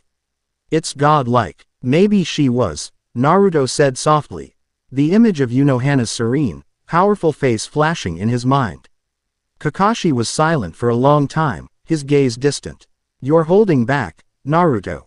I can feel it, the way you carry yourself. The way you speak, it's more than just a change in your chakra. Something fundamental happened to you in that place. He looked at Naruto, his eyes sharp and perceptive. And that pressure you released in the Hokage's tower, that wasn't chakra. Naruto met his sensei's gaze. He could lie, he could deflect, but this was Kakashi. He deserved a sliver of the truth. It's a side effect of the healing, he said. A new skill, a way of projecting my will. My killing intent. The words hung in the air. Killing intent. For the old Naruto, the concept was almost alien. For the new Naruto, it was as natural as breathing. Kakashi's eye widened. That explained the ANBU's paralysis. It wasn't a genjutsu. It was pure, overwhelming spiritual intimidation. The kind of thing legendary shinobi were rumored to possess. And Naruto was wielding it with the casual ease of a master. So, Kakashi said slowly, his mind racing to process the implications. The problem child comes home a prodigy. He gave a wry, one-eyed smile. Though it didn't quite reach his eye. Things are about to get a lot more interesting in Konoha. As they spoke, in a dark, root-filled bunker deep beneath the village, Danzo Shimura stood before a blank wall. His one eye closed in thought. An Anbu with the codename, Fu, stood silently beside him. His story is a fabrication, Danzo rasped. Designed to conceal the truth. But the power is real. I have not felt a pressure that pure since the days of the first Hokage. What are your orders, Lord Danzo? Fu asked, his voice devoid of emotion. He is no longer a predictable asset. He is a rogue element. His loyalty is unproven, his power unquantified. He rejected the authority of the council, of the Hokage herself. He is a threat to the stability I have worked to build. Danzo opened his eye, a cold, hard glint within it. He cannot be controlled through conventional means. Intimidation has failed. Therefore, he must be tested, pushed. We must see the upper limits of this new power. We must understand it, so that we may find a way to counter it. Arcade it. He turned to his operative. The Akatsuki still seek the Nine Tails. And Orochimaru has a fixation on Uchiha Sasuke. We have sympathizers within Orochimaru's network. Send word to Otogakure. Let them know that Sasuke's rival has returned, stronger than ever. Let Orochimaru's curiosity be piqued. You would use an enemy of the state to test a Konoha shinobi? Fu asked, a flicker of surprise in his voice. To understand a monster, you must pit it against another monster, Danzo said, a cold smile twisting his lips. Let us see what happens when the snake provokes the new fox. Let the chaos begin, and from that chaos, we will find our opportunity. From the shadows, another root operative emerged. This one wearing a featureless white mask. Lord Danzo, a report from the border patrol in the Land of Fire. Speak. A remote village, Kasaragi, has gone silent. A full platoon stationed there is unresponsive. Scouts were sent to investigate. They found the village empty. Bandits. A rival nation. No, sir, the operative said, a hint of unease in his voice. There were no bodies. No signs of a struggle. All the people, shinobi and civilians alike, are simply gone. The scouts reported that the area feels wrong. Hollow. They said the very air feels erased. Danzo turned his full attention to the report, his mind instantly connecting this new, strange event with the other great anomaly in his world. Erased, he repeated softly. A hole in the world. A village that felt empty. A new, unknown power. The variables were beginning to connect. The world was changing, and he would be the one to master its new, brutal rules. Chapter 3 End. Excellent. The pieces are in place. Now, the ideologies of power are about to collide. Here is Chapter 4. Chapter 4. The unsevered bond. The news of Naruto's return and his radical transformation rippled through the hidden villa. Just with the speed of a well-placed rumor, which, in a way, it was. Danzo's whispers, carried by his deep cover agents, found fertile ground in the dark, damp tunnels of Otogakure, the village hidden in the sound. Orochimaru, one of the legendary Sannin, received the report with a languid, serpentine smile. He was reclining on a stone throne, his pale face a mask of predatory curiosity. Before him knelt Kabuto Yakushi, his loyal medic and spymaster, adjusting his glasses as he delivered the information. The source is reliable, Lord Orochimaru, Kabuto said, his voice precise. Naruto Uzumaki has returned to Konoha. But his chakra signature is altered. He now carries a sword, and by all accounts, his personality has undergone a complete reversal. He's calm, observant, and he defied the Konoha Council, including Danzo Shimura. And walked away without a scratch. Kabuto paused, letting the most significant detail land. He apparently incapacitated a seated officer of the 11th. A Konoha Jonin, with a wave of his hand. Orochimaru's golden, slitted eyes gleamed. The Naruto he knew was a vessel of raw, untapped power, a chaotic wellspring of emotion and Kyuubi chakra. Predictable in his unpredictability. This new version, this was something else entirely. Something refined. Kukuku. Orochimaru's distinctive laugh echoed in the cavern, a dry, rasping sound. Danzo plays a dangerous game, using me to test his pet Jinchuriki. He wishes to see the new fox's teeth, does he? Very well. I am nothing if not a patron of the sciences. He licked his lips with a long, pale tongue. But I will not be his pawn. This experiment will be on my terms. His interest wasn't in the Nine Tails anymore, not directly. His prize was Sasuke Uchiha. But a changed Naruto presented a fascinating W variable in the equation of Sasuke's growth. Hatred was the fuel for the Sharingan's evolution, and Sasuke's hatred for his brother was a powerful, but singular, flame. His rivalry with Naruto, however, was a different kind of fire, a deep, frustrating, and personal one. How would Sasuke, so confident in his newfound power from the curse mark, react to a rival who had not just caught up, but seemingly lapped him in a single bound? Sasuke-kun has been growing restless, Orochimaru mused, more to himself than to Kabuto. His training progresses, but his arrogance outpaces his skill. He believes he has surpassed his old comrades. He needs a reminder, a dose of reality to sharpen his hunger. He looked at Kabuto, a decision made. Send Sasuke. Tell him the Nine Tails Jinchuriki wishes to talk. Do not give him details. Let his curiosity and his arrogance lead him. Find a neutral, isolated location. The ruins near the old Tanzaku quarters will suffice. I want to observe how he reacts. The foundation of his worldview is shaken. And if he refuses? Kabuto asked. Oh, he won't refuse, Orochimaru said with a dismissive wave. The chance to flaunt his power over his old rival. It is a temptation he is not yet strong enough to resist. Go, arrange it. As Kabuto flickered away, Orochimaru leaned back, his mind alight with possibilities. A power that could alter a chakra network. A presence that could fell a warrior without a touch. It smelled of power beyond the realm of shinobi. It was a new frontier. And he, Orochimaru, would be the one to map it. Naruto stood on the head of the fourth Hokage. The stone face cool beneath his bare feet. The wind whipped his black robes around him, a stark contrast to the familiar orange that used to broadcast his presence to the entire village. From this vantage point, Konoha was a tapestry of life, a complex network of intersecting paths and energies. He could feel it all now. Not just the ambient nature chakra, but the individual signatures of the people below. He could feel Kakashi's lazy, crackling presence in the Jonin standby station, Sakura's bright, focused energy at the hospital, and the faint, bitter cold of Danzo's chakra, hidden deep beneath the earth.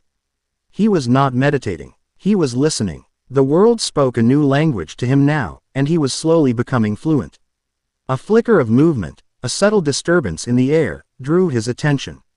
A single Anbu operative landed silently on the stone head behind him.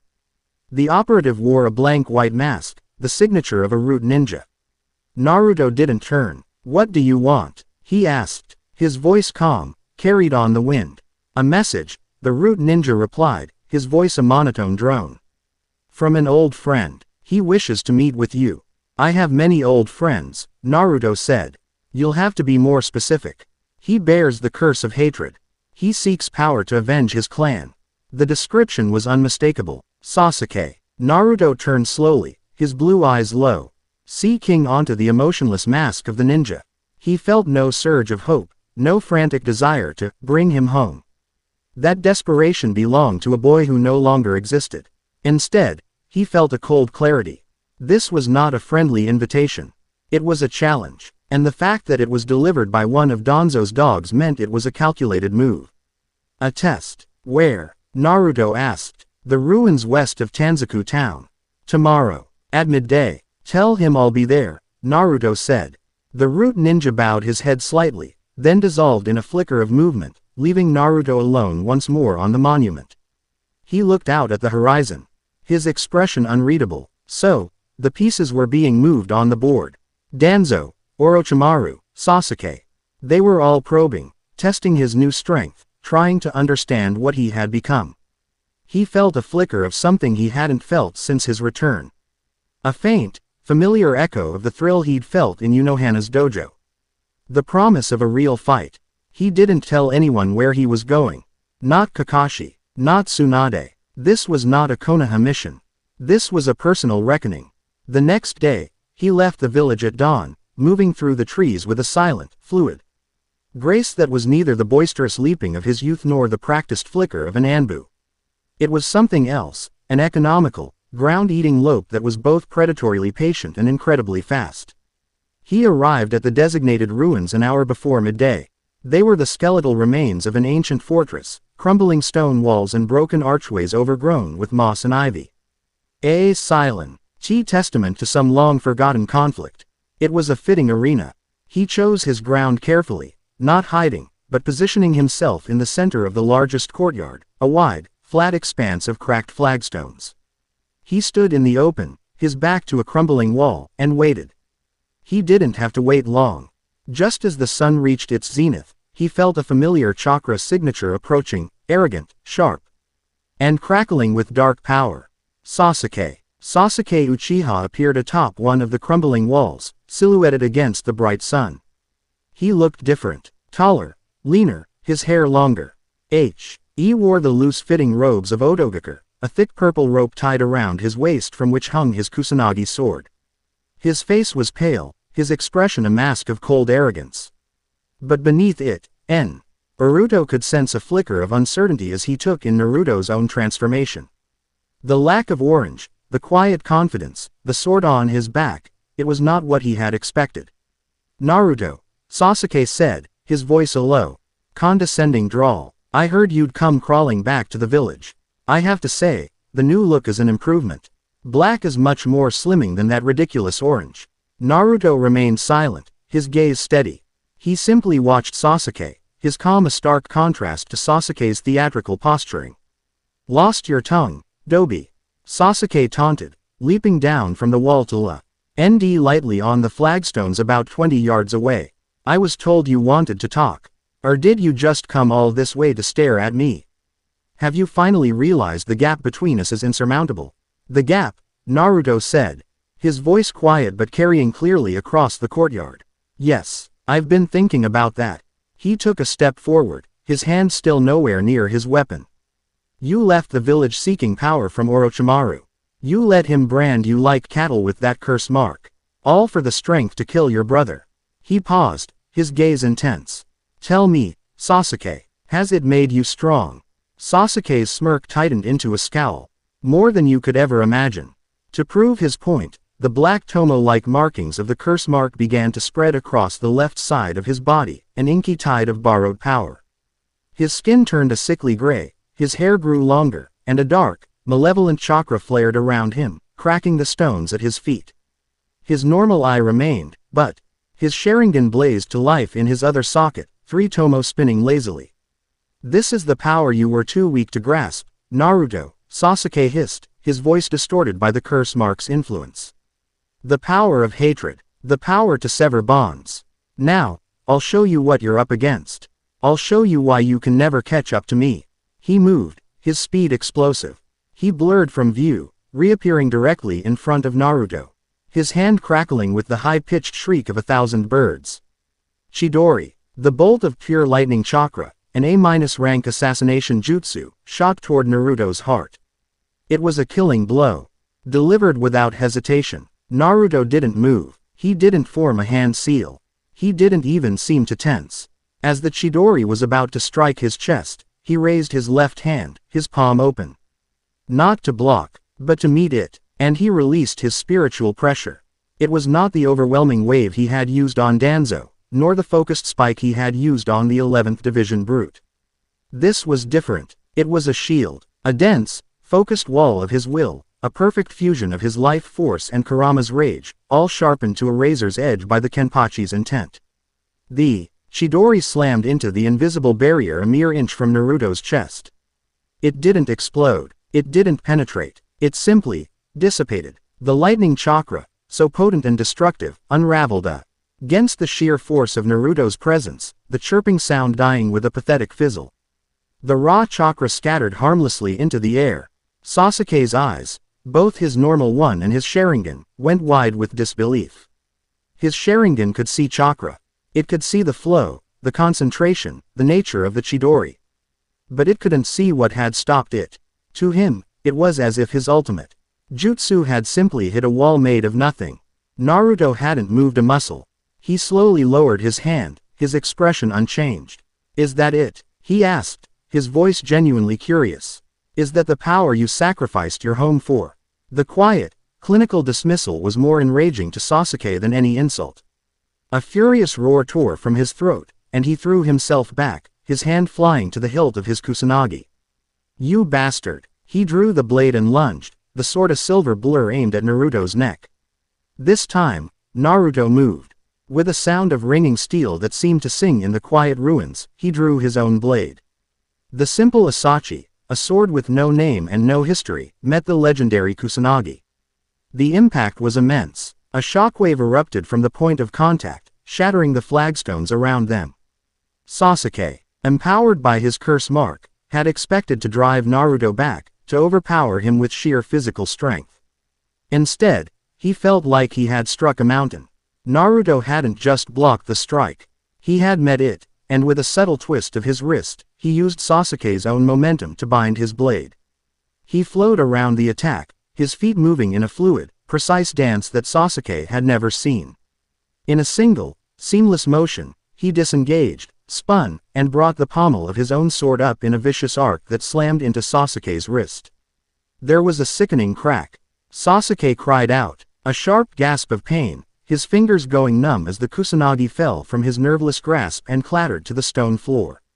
Before Sasuke could even process the disarmament, Naruto had already moved again. He wasn't pressing the attack. He simply took a single step back, his sword held in a relaxed, low guard, and watched. He was giving Sasuke time to recover, to comprehend his failure. It was an act of profound, insulting confidence. Sasuke cradled his broken wrist, his face a mask of pain and utter humiliation. The curse mark's power was still flowing through him, but it did nothing to numb the shock. He had been disarmed, effortlessly, by Naruto. The Dobi, the loser. How? Sasuke stammered, his arrogance shattered. What was that? What jutsu did you use? His Sharingan was spinning wildly, trying to analyze, to understand, but it offered no answers. It saw no complex chakra flow, no genjutsu, no secret technique. It had just seen a perfect swordsman. "It's not a jutsu, Sasuke," Naruto said, his voice patient, like a teacher explaining a simple concept to a slow student. "It's just swordsmanship." He saw the rage building in Sasuke's eyes, the desperate refusal to accept what was happening. He saw him gathering chakra for another, more desperate attack. "Your path is flawed," Naruto continued, his voice cutting through Sasuke's building rage. "You seek power through hatred. You think it makes you strong, but it only makes you a slave. It narrows your vision. It makes you predictable." He took another step forward, his pressure subtly increasing. A gentle weight that made the air feel thick and hard to breathe. "You think severing bonds makes you stronger. You're wrong. True strength isn't about cutting ties. It's about having something to protect. But that's a lesson you're not ready to learn." "Shut up," Sasuke screamed, his pride in tatters. He abandoned his sword, abandoned his taijutsu, and fell back on his most potent weapon. His hands flew through a series of seals. Fire style. Great dragon fire technique. He inhaled deeply and spewed forth a massive, dragon-shaped projectile of pure flame. It was a technique that dwarfed his previous fire jutsu, a testament to his growth under Orochimaru. The heat was intense, incinerating the air as it roared toward Naruto. Naruto watched the colossal fireball approach. He raised his sword, holding it vertically before him in a simple two-handed grip. He took a deep breath. He channeled his chakra, not into a jutsu, but into the blade itself. He felt the familiar whisper of wind affinity, and for the first time, he combined it with his new power. He didn't try to block the fire. He didn't try to dodge it. He sliced it in half. With a single, clean, vertical cut, he brought his blade down. A wave of invisible, razor-sharp pressure erupted from the sword's edge. It was not just wind chakra. It was his entire spiritual presence, focused into a singular, cutting edge. The great Dragon fireball hit the wave and split perfectly in two, the massive columns of flame roaring past Naruto on either side, crashing into the ruined wall behind him and exploding in a shower of molten stone. Naruto stood in the middle of the inferno, untouched, his hair and robes gently rustling in the superheated wind. Silence. Absolute, stunned silence. Sasuke stood frozen, his mouth slightly agape, his mind utterly broken. He had just witnessed an S-rank jutsu being casually cleaved in two by a sword swing. It was an act that defied all logic, all known principles of shinobi combat. Naruto lowered his sword. He looked at Sasuke, at the shattered remnants of his pride and the dawning horror in his eyes. He had won, not just the fight, but the ideological battle. He had shown Sasuke that his path of hatred, the power he had sacrificed everything for, was laughably, pitifully inadequate. He walked forward, his footsteps echoing in the silent courtyard. He stopped in front of Sasuke and bent down, picking up the Kusanagi blade. He held it out to Sasuke, hilt first. Sasuke flinched back as if the sword were a venomous snake. Naruto then did something that broke Sasuke more than any blow could have. He sheathed his own sword, leaving himself completely open, and then held the Kusanagi to Sasuke's throat. The cold steel kissed his skin. "This is the difference between us, Sasuke," Naruto said, his voice a low, intense whisper. "You would have killed me with that Chidori. You see me as an obstacle to be destroyed." He held the blade steady, his gaze unwavering. "I see you as a misguided child who needs to wake up. Your path of hatred, it's inefficient.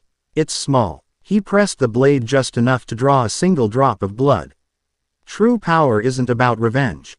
It's the will to shatter any obstacle in your path, even your own weakness. And right now, your hatred is your greatest weakness. He held the blade there for a long, pregnant moment, letting the truth of his words sink in.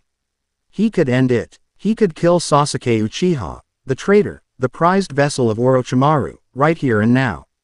It would be simple. Then, he pulled the blade away and tossed it onto the ground at Sasuke's feet. "Go home, Sasuke," he said, his voice suddenly tired.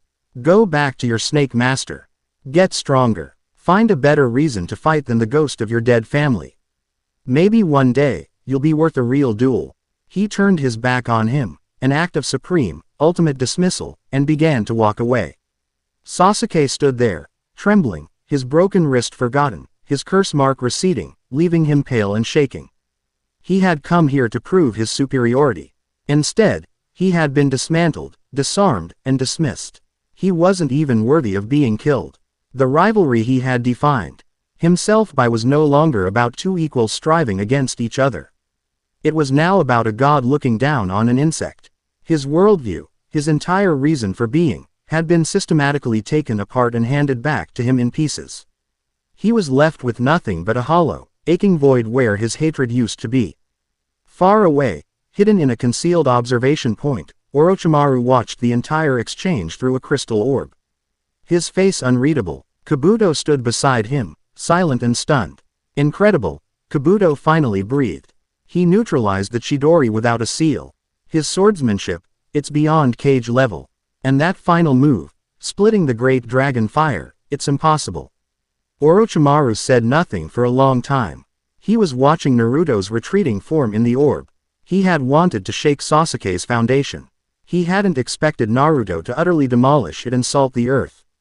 The power Naruto wielded, it was graceful, precise, and absolutely overwhelming. It was the power of a true god of battle, wearing the face of a teenage boy.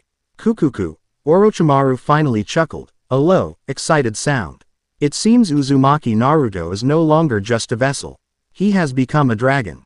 His eyes shone with a feverish, obsessive light. The Sharingan, the curse mark, his plans for immortality, they all seemed so mundane in the face of what he had just witnessed. A power that is not jutsu. A will that can nullify ninjutsu. A swordsmanship that belongs to another age.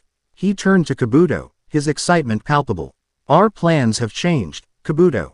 Sasuke-kun can wait. There is a new, far more fascinating subject for my research. He looked back at the orb, at the boy who had just redefined the very meaning of power. I must have him. I must understand how he works. I must make that power my own. The snake had found a new, more magnificent prey. Chapter 4 End. Chapter 5. Judgment of the 46 Chambers. The air in the hallowed halls of the Central 46 was ancient and utterly still. It was a place devoid of life and passion, a sterile environment where law was not just practiced but personified. 46 figures, their faces hidden by veils and their bodies concealed by ceremonial robes, sat in tiered rows, forming a silent, judgmental amphitheater. They were not soul reapers. They were sages and nobles, the judiciary and legislature of the Soul Society, whose edicts were absolute and whose wisdom was considered infallible. To be summoned before them was to have one's soul weighed and, more often than not, found wanting. Retsu Unohana stood alone in the center of the vast chamber. Her captain's haori had been removed, leaving her in the simple black shihakusho of a common soul reaper. Her zanpakuto had been relinquished at the door. She was stripped of her rank and her weapon, left with only her intellect and her will to face the council. Azane stood outside the great doors, her hands clenched so tightly her knuckles were white, radiating a fierce, helpless anxiety that could not penetrate the soundproofed walls. For weeks, Unohana had weathered the storm of rumor and suspicion. She had deflected Shunsui Kiraku's lazy but pointed questions with graceful ease. She had endured Captain Commander Yamamoto's thunderous glares with serene patience. She had handled the official inquiries from the 11th Division regarding their humiliated third seat by class, affying the incident as a negative reaction to a unique spiritual treatment, a piece of medical jargon so obtuse and authoritative that no one dared question it. She had built a wall of silence and protocol around her actions. But it was a temporary defense. The disappearance of Naruto, the final, untraceable ripple of his passage back to his world, was the breach in her fortress. The energy signature of his departure, though brief, had been recorded. It was an anomaly that could not be explained away. And so, she had been summoned. Captain Retsu Unohana, a voice intoned from the highest tier. It was dry, emotionless, like dust falling on a sarcophagus. You stand before this chamber to account for grave irregularities originating from your division. You will answer our questions truthfully and without omission. Your station will not protect you from falsehood. Unohana bowed her head slightly, her expression placid. I understand. I am here to serve the truth. Let us begin with T. He event in the 78th district of South Rukongai, another voice, sharper and more accusatory, cut in. An unprecedented dimensional fissure was detected. You were the first captain on the scene. You immediately sealed the district, citing a spiritual pathogen, and filed a report that contained no substantive data. Explain your actions. Unohana raised her head, her gaze sweeping over the veiled figures. She could not see their faces, but she could feel their collective will, a crushing weight of tradition and dogma. My actions were dictated by my duty as captain of the 4th Division. The RGY I encountered was unidentifiable and potentially contagious. My priority was containment, to prevent a potential epidemic from spreading through the Rukongai and into the Seraite. A full analysis was required before a conclusive report could be filed. A convenient explanation, a third voice sneered. Yet no analysis was ever filed. Instead, you took a patient into your personal, secure ward. A patient with no records, no name, no history. A patient whose presence coincided exactly with this dimensional fissure. Who was this individual, Captain Unohana? This was the heart of the matter. The question she had prepared for. She had formulated a plausible, if thin, cover story. A Rukongai resident with a unique, congenital spiritual mutation that mimicked the energy of the fissure. It was a lie, but a difficult one to disprove without the body. But as she opened her mouth to speak the lie, another presence in the room made itself known. A subtle, almost subliminal pulse of spiritual pressure. It was calm, gentle, and carried a hint of intellectual curiosity. It was the signature of Sosuke Aizen. He was here, not physically, but as an observer, likely shielded by a Kido spell. He was watching. The realization changed her calculations instantly. Aizen was a master of manipulation. A simple lie would not fool him. He would see the holes in it, and he would use them, subtle. Why feeding information to the 46 to tighten the noose around her neck? He wasn't her ally. He saw this as an opportunity to weaken a powerful, independent captain who did not fit into his carefully laid plans. She could not lie. Not a direct lie. She had to use the truth, or a version of it, as both her shield and her sword. The individual was a boy, Unohana said, her voice clear and steady. The chamber fell utterly silent, captivated by her shift in strategy.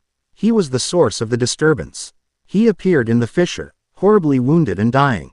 His spiritual makeup was unlike anything I had ever encountered. A wave of murmurs swept through the chamber. A Ryoka, and you harbored him, one of the sages exclaimed. I am the captain of the 4th Division, Unohana stated, her voice cutting through the noise. My primary mandate is the preservation of life. I found a child dying. I did my duty. I healed him. You healed a foreign entity of unknown power and origin without reportee. Ing it to this council or the captain commander. The first voice demanded, laden with disbelief. That is not duty, captain. That is treason. Was it? Unohana countered, her voice taking on a sharp, clinical edge. What would have been the protocol? To call the Onmitsukido to execute a wounded, unconscious boy. To hand his body over to the 12th Division to be dissected like a lab animal.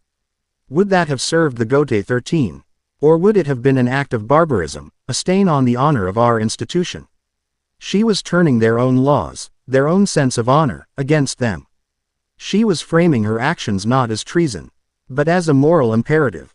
Your sentimentality is irrelevant, a sage snapped. You concealed a threat. I studied it, Unohana corrected him calmly. I learned that his power, while immense, was chaotic and uncontrolled. He was not an invader with malicious intent.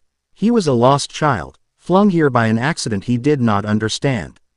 In healing him, I was also able to neutralize the threat he posed, bringing his volatile energy into a state of stable harmony. This was a masterful half-truth. She had stabilized him, but she had also awakened something far more dangerous. Aizen would know this was an omission, but he couldn't prove it without revealing the extent of his own surveillance. He was forced to remain a silent observer. You neutralized the threat? A skeptical voice asked. And where is this individual now? Where is your proof? He is gone, Unohana said simply. Gone. The word echoed in the chamber. Explain. His arrival was an accident of his own power. I discovered that he held the key to reopening the same rift. It was my judgment that his continued presence in the Soul Society posed a far greater risk than his departure. He was a living paradox. An anomaly our world could not sustain without consequence. The safest course of action, for both our worlds, was to return him to his point of origin. You aided a Ryoka in escaping. The accusation was thick with outrage. You deliberately, with full knowledge of your actions, violated the highest laws of the Seraite. I made a command decision. Unohana's voice was like ice, imbued with the authority she had held for 1,000 years. I weighed the law against the stability of the Soul Society. I weighed the execution of a boy against the potential for interdimensional conflict. I chose the path that guaranteed the greatest security for us all. I stand by that decision. She had laid it all bare. She admitted her crime, but framed it as a necessary, logical act of a commander in the field. She was challenging them to rule against her, to declare that they would have preferred the unknown consequences of his continued presence. The 46 were thrown into turmoil. They were men of law and text, not of command and battlefield triage. They were accustomed to judging clear-cut violations, not complex moral and strategic dilemmas. Unohana had dragged them from their comfortable black and white world into a murky gray area where she was the undisputed master.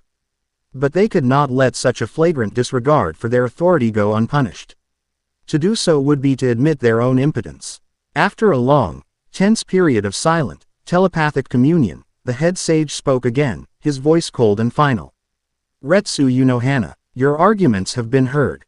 While your motivations may have been rooted in a misguided sense of duty, the fact of your crimes remains. You concealed a grade 1 threat. You defied direct standing orders regarding unidentified Ryoka. And you facilitated the escape of said threat, using forbidden Kido in the process. These are unforgivable transgressions. Unohana braced herself. She had fought them to a standstill, but she had not expected to win.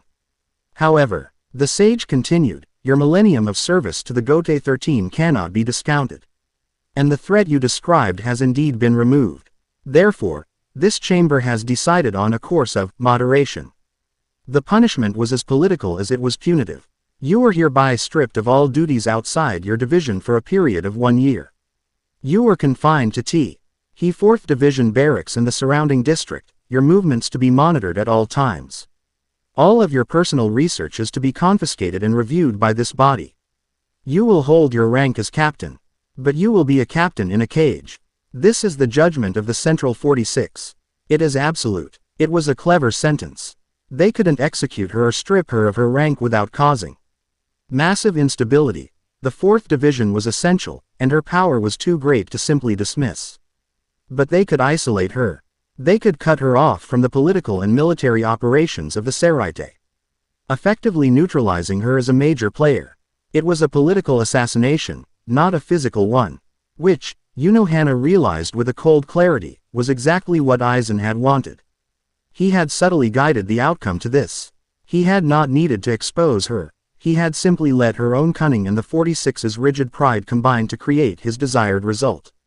She had been outmaneuvered. I accept the judgment of the chamber, Unohana said, her voice betraying no emotion. She bowed deeply, a perfect, formal gesture of submission.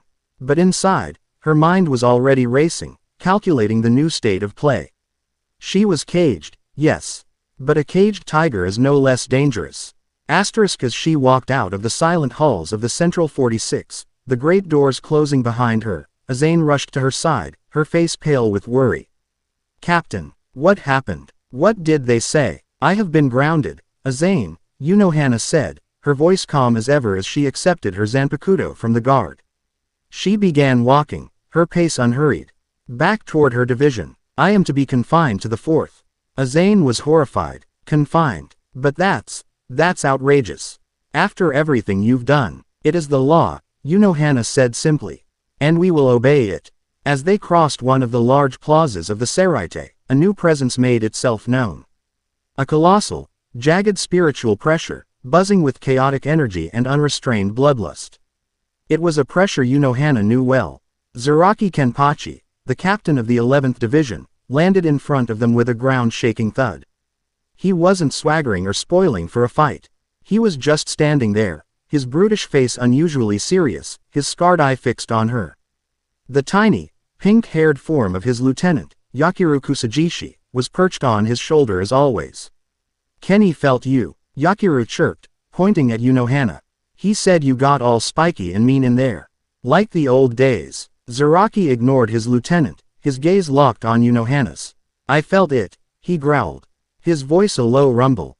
During your little meeting, just for a second, you let it out. The real you. Unohana met his gaze, her placid mask firmly in place. I'm afraid I don't know what you're talking about. Captain Kenpachi. Bullshit. Zaraki grunted. That runt from my squad your boy put down. He came back babbling about it. Said he didn't get hit, he got crushed by a feeling. Said it was cold and sharp. Said it felt like you. He took a step closer, his own pressure rising, a wild, untamed thing that made the air crackle. I've been looking for a real fight my whole life, Unohana. I've cut down every strong guy I've ever met. But none of them felt right. None of them were the one. His gaze was intense, filled with a manic, desperate searching. But that feeling, that pressure I felt from you, I've felt it before, once, a long time ago, when I was a kid in the Zaraki district. The day I learned what it felt like to be afraid. The day I found my sword and my name. Unohana's serene expression finally faltered. Her eyes widened almost imperceptibly. She remembered. A boy, caked in blood and filth, standing atop a mountain of corpses in the lawless 80th district. A boy with monstrous spiritual pressure and the dead eyes of a killer. A boy she had fought, and defeated, and spared, because for the first time in centuries, she had met someone with the potential to be stronger than her. Someone who might one day give her the glorious death in battle she secretly craved. You, she breathed, the single word holding a millennium of weight. I've been chasing your ghost my whole life. Zaraki snarled, a wide, manic grin spreading across his face, a mirror of her own true smile. And you've been hiding right here, playing doctor. He rested his hand on the hilt of his jagged, chipped Zanpakuto. I don't care what the old men in the robes say. I don't care about your little secrets. All I care about is finishing our fight. He wasn't challenging her to a spar. He was challenging her to a duel to the death, for the title of Kenpachi. The one thing she had put aside her sword to avoid. That name no longer belongs to me, Captain Kenpachi, she said. Her voice regaining its composure, though a new, colder edge had crept into it. You are the Kenpachi. The title is yours. I don't want the damn title. He roared, his pressure exploding outwards. I want the fight. I want the one person in the world who's stronger than me to cut me down or be cut down. That's all I've ever wanted. Their standoff was drawing a crowd. Captains and lieutenants, drawn by the clash of two immense spiritual pressures, were beginning to appear on the surrounding rooftops. Shunsui Kyoraku, Jashiro Yukitaki, Byakuya Kuchiki. They were all watching, sensing that this was more than just a squabble between captains. This was a moment of profound, historical significance. Unohana knew she could not fight him. Not here, not now. To unleash her true power would be to prove the Central 46 right. It would mean her immediate execution and the validation of all their fears. It would undo everything she had sacrificed to maintain the balance. I will not fight you, she said, her voice final. She turned her back on him, a calculated act of dismissal. I am a healer. My sword is for protecting life, not taking it. She began to walk away, Azane hurrying to follow, her heart hammering in her chest. Zaraki stood there, his pressure raging, his hand trembling on the hilt of his sword. He wanted to force her, to attack her, to make her show her true self. But he didn't. There was something in her dismissal, a strange kind of respect for his own journey, that stayed his hand. She wasn't denying his claim out of fear. She was denying it out of principle. This ain't over, Unohana. He growled at her retreating back. You can't hide forever. As she walked away, Unohana's mind was a whirlwind. The political cage of the Central 46. The obsessive challenge of Zaraki Kenpachi. The subtle manipulations of Sosuke Aizen, who had orchestrated all of this to his benefit. And through it all, the lingering thought of the boy she had sent home, the living echo of her own past. Now unleashed on a world that was not prepared for him. She had been a master of control for 1,000 years, balancing her past self with her present role. Now, all of her Karafu, LLY constructed walls were beginning to crumble, both from without and within. Meanwhile, in the depths of the Rukongai, a team of 13th Division Soul Reapers, led by their third seat, Kai and Shiba, were investigating another disturbance. A soul disappearance. Not just one or two, but an entire subdistrict. The area was eerily silent. There were no souls to be seen, no lingering pluses, no hungry hollows. There was just nothing. It's like the world has a hole in it, a young, nervous squad member said, his voice trembling. Kyan knelt, placing his hand on the ground. He was a gifted sensor. But what he felt here was profoundly disturbing. It wasn't the absence of reishi. It was an active, continuing process of uncreation. The very spiritual particles that made up the ground, the air, the buildings, were slowly, methodically being erased, thinned out, reduced to a true state of null. This isn't a hollow, Kyan said, his expression grim. This is something else, something that doesn't feed on souls, but unmakes them. As he spoke, a section of wall near them shimmered and dissolved into gray static, like a glitch in reality. The effect was spreading. Fall back, Kyan ordered, his voice sharp with urgency. Everyone out. Quarantine this district. Now. The report that landed on Captain Commander Yamamoto's desk less than an hour later was deeply troubling. It spoke of a spreading, null field, in the Rukongai, an area of metaphysical decay that consumed spirit matter. It was slow, but it was growing. It was the second major report of its kind, and it correlated with the strange Empty energy signature from the village in the Land of Fire that their fledgling intelligence network had reported. The two worlds were not just linked. They were bleeding into one another.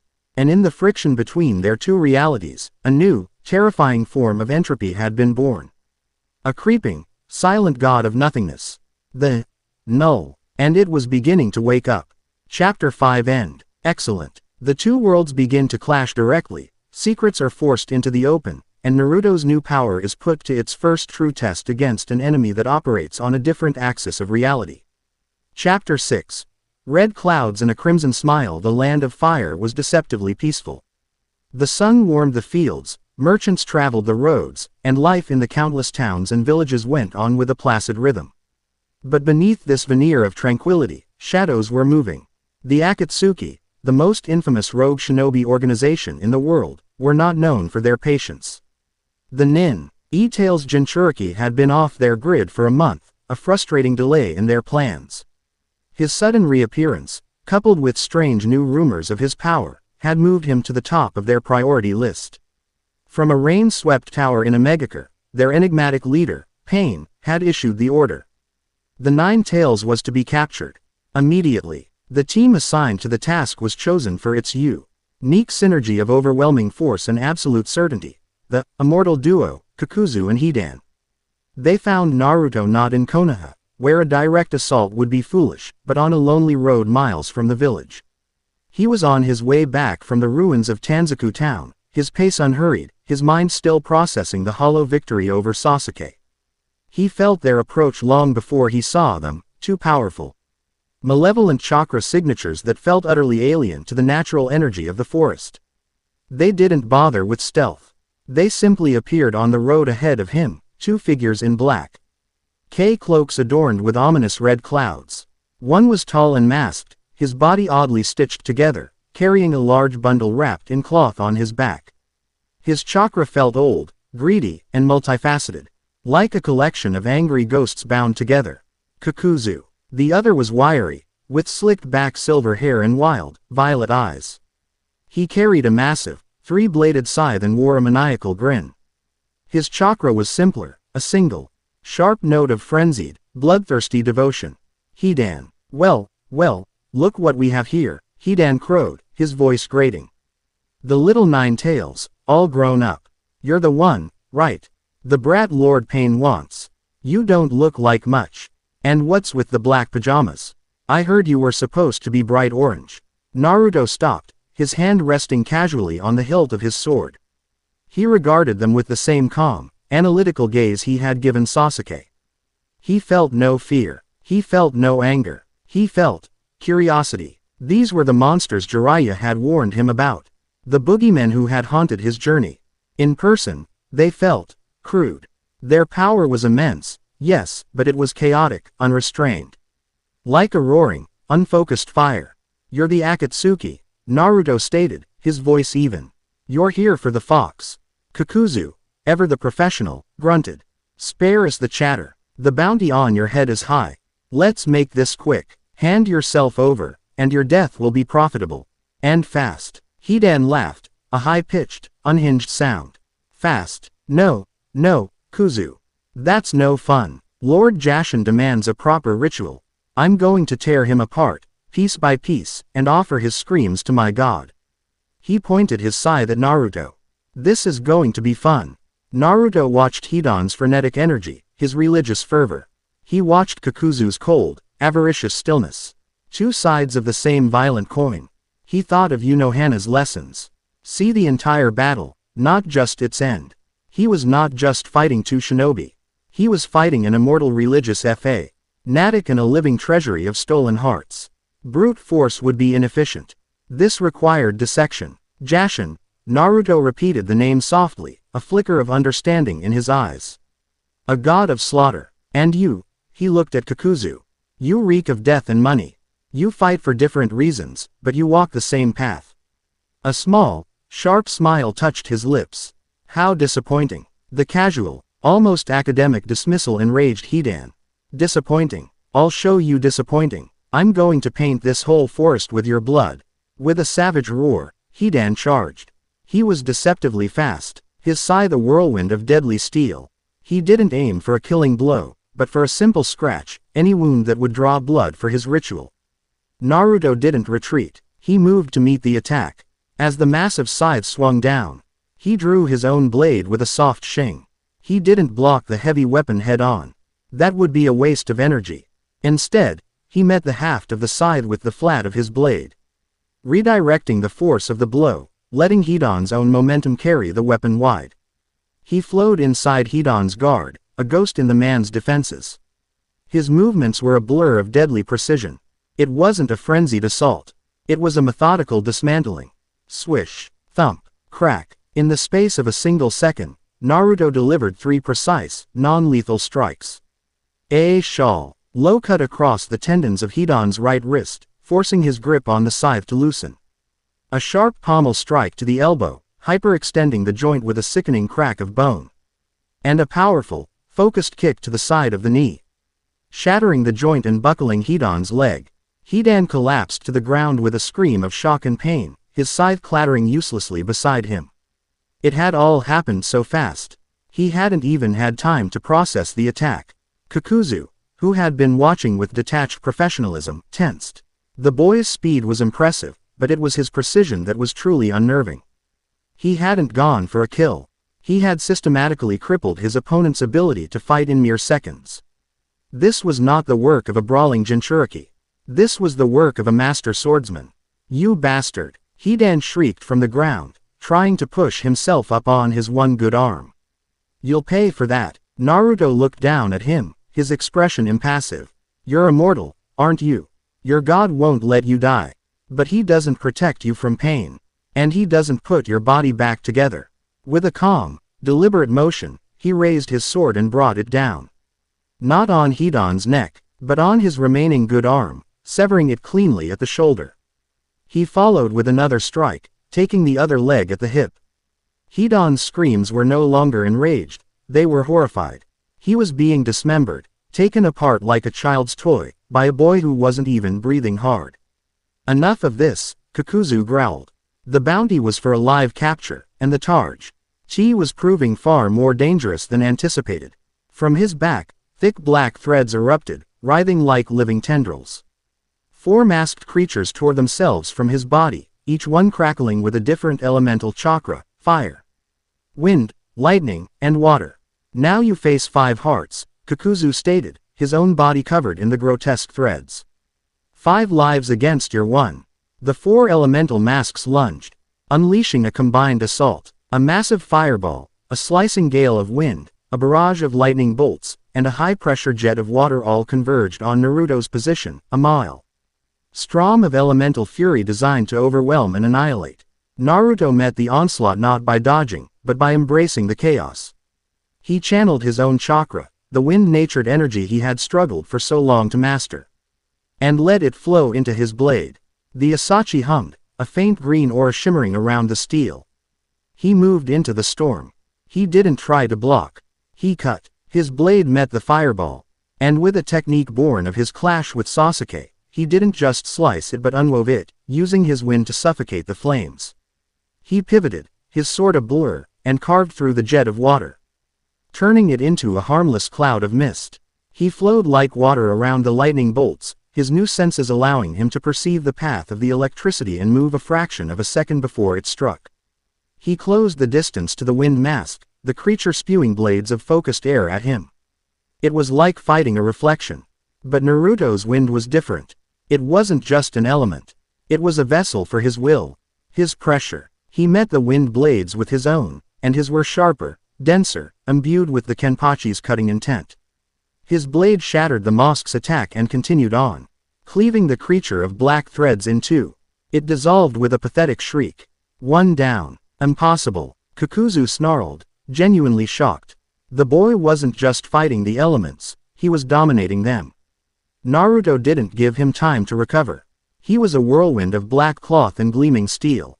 He moved with a terrifying joy, a focused elation that was far more unnerving than any rage. This was not a desperate fight for survival. This was a dance. This was a performance. He dismantled the remaining masks with brutal efficiency. He used his superior speed to get behind the lightning mask, severing its connection to Kakuzu's main body before it could react. He met the fire mosk's renewed assault head-on, his wind-infused blade creating a vortex that smothered and then directed the flames back at the water mask, causing a massive steam explosion that staggered them both. He finished them with 2 clean, precise strikes. In less than a minute, Kakuzu's precious hearts, his immortality, lay in smoldering, twitching heaps of thread on the forest floor. Kakuzu stood alone, his masked face a picture of disbelief. Everything had been countered. Everything had been destroyed. The boy hadn't even used a formal jutsu. It was all pure, unadulterated combat prowess. "What are you?" Kakuzu asked, the words a strained whisper. Naruto stood before him, his blade dripping with black fluid. His breathing perfectly even. The faint smile was on his lips again. "I'm the one who's going to put you in the ground." He charged. Kakuzu, in a desperate last stand, hardened his body with his earth grudge fear technique, turning his skin as hard as diamond. He threw a punch meant to shatter stone. Naruto didn't meet the blow. He slid under it, his blade flashing in a low arc. The diamond-hard skin meant nothing. His sword, empowered by his spiritual pressure, did not cut flesh. It cut the very concept of durability. The blade sliced through Kakuzu's leg as if it were soft clay. As Kakuzu roared in pain and surprise, Naruto brought his sword up, the point aimed directly at the man's final, original heart. "It's over." And in that moment of absolute victory, the world went wrong. In the Seraite, Retsu Unohana was in her personal study, reviewing medical scrolls. Her confinement was a quiet, gilded cage. She was a captain with no authority outside her own walls, a warrior with no battles to fight. The quiet was beginning to wear on her, a constant, low-grade irritation. Suddenly, she froze. A feeling, not a spiritual pressure, but a distortion. A wave of profound wrongness washed over the Seraite. The air grew still. The reishi, the very spiritual particles that made up their world, seemed to shudder, to thin out, as if being stretched taut. On her desk, a delicate Kido device designed to measure dimensional stability began to glow an angry red, emitting a high-pitched, panicked whine. "Azane." Unohana's voice was sharp, cutting through the silence of the barracks. Her lieutenant appeared in the doorway in a flicker of shunpo, her face pale.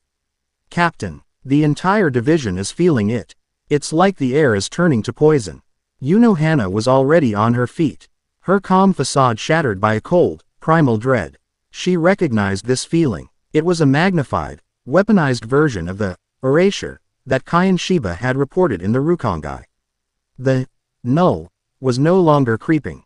It was attacking. The epicenter of the disturbance was a shock. It wasn't in the distant Rukongai. It was here, inside the Seraite, and it was targeting the one place where she was most needed. And the one place she was forbidden to leave.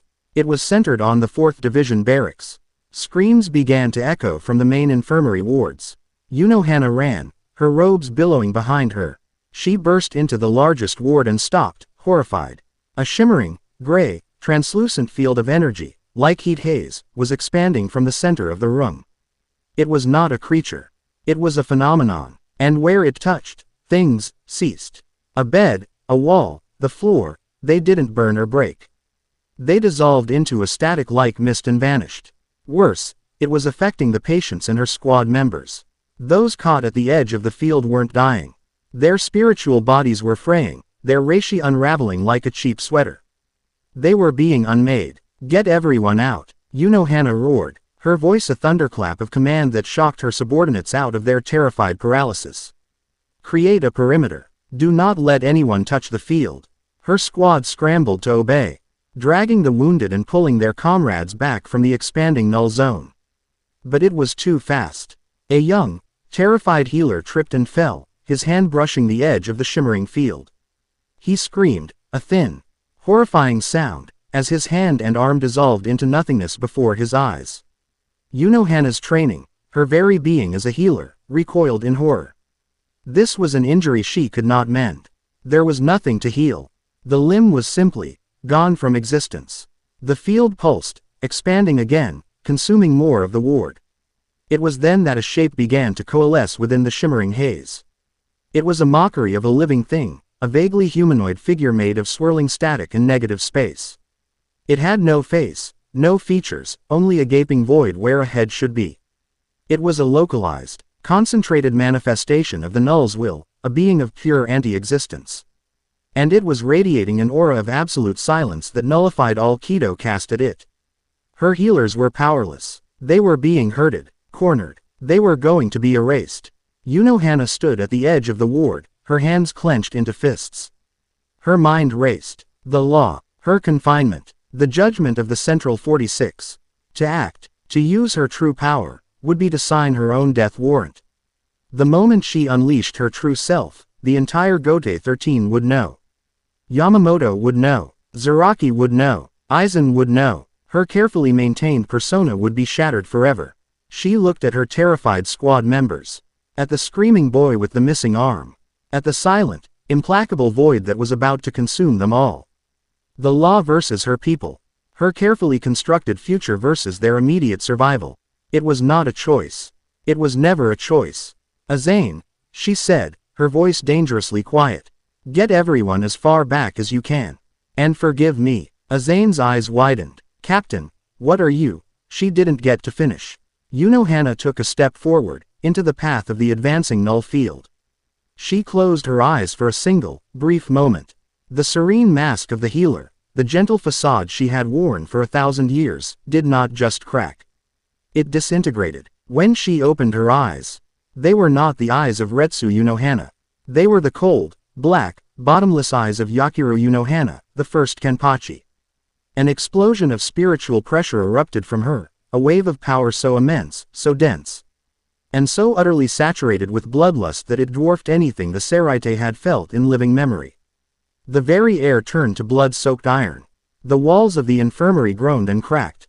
Across the Seraite, captains and lieutenants froze, their hearts seizing in their chests. Yamamoto, in his office, dropped his teacup. Shunsui's lazy smile vanished. Byakuya's composure broke, and in the 11th Division barracks, Zaraki Kenpachi threw back his head and laughed, a sound of pure, manic joy. Unohana slowly, deliberately, reached up and began to undo the intricate braid in her hair. As the long, black locks fell loose over her shoulders, the oppressive weight of her Ryutsu intensified. The gentle captain was gone. In her place stood a demon of battle, a being of pure, lethal grace. The null creature, this being of anti-existence, seemed to pause, its silent advance halting for a fraction of a second as it registered the sheer magnitude of the power that had just been unleashed. Unohana's hand went to the hilt of her Zanpakuto. Bankai, she whispered, her voice a silken, deadly thing that promised annihilation. But she didn't say her Bankai's name. She didn't need its healing properties. She needed its opposite. She simply drew the blade. The instant the steel cleared the scabbard, the world dissolved into blood. Her Zanpakuto, Minazuki, did not release a wave of energy. It released itself. The blade melted into a thick, viscous, blood-like substance that surged forward, not to attack the null creature, but to coat the entire area. It was a manifestation of her true nature, a reality-warping power that was not about healing, but about melting, dissolving, and reducing all things to their base components. The null's field of erasure met Unohana's field of dissolution. Two opposing concepts of destruction collided. The null unmade things. Minazuki's true form melted them. It was a battle of fundamental laws. The floorboards turned to a soupy mush. The air became a thick, acidic fog. But the null creature was a being of non-existence. It had no physical form to melt. The blood-like fluid washed over it, and for a moment, nothing happened. Then Unohana smiled. Her true smile. A wide, terrifying, predatory baring of teeth. The creature wasn't physical, but it was a manifestation of a will, held together by a complex, alien energy. And Unohana's power didn't just melt matter. It melted anything. The null creature began to fray at the edges, the static of its form turning into a dripping, viscous slurry. It was being dissolved, its form unable to hold against the all-consuming acid of her Ryutsu. It let out a silent, psychic scream of agony and confusion, and then imploded, collapsing in on itself and dissolving into a final, pathetic puddle of bubbling black liquid that was quickly consumed by the red tide of her Bankai. With the creature gone, the null field it was generating collapsed. Unohana sheathed her blade, and the sea of blood receded. flowing back into the steel until it was once again a simple, elegant katana. She stood in the center of the ruined ward, her long hair framing her face, her eyes still holding the cold fire of the Kenpachi.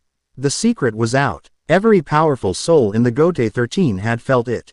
There was no going back. She looked at her stunned, terrified squad members, then at the boy who had lost his arm. She walked to him, her expression softening just a fraction, a ghost of the healer returning. She knelt before him. "It will be all right," she said, her voice once again the gentle murmur of Captain Unohana. But no one who had seen her, no one who had felt her, would ever look at her the same way again. The kindest woman in the Soul Society was, in fact, its most dangerous monster. And everyone now knew it. Chapter 6 End. Excellent. The consequences of Unohana's reveal now cascade through the Soul Society, while Naruto must deal with the fallout of his own earth-shaking battle. The two plots are about to converge.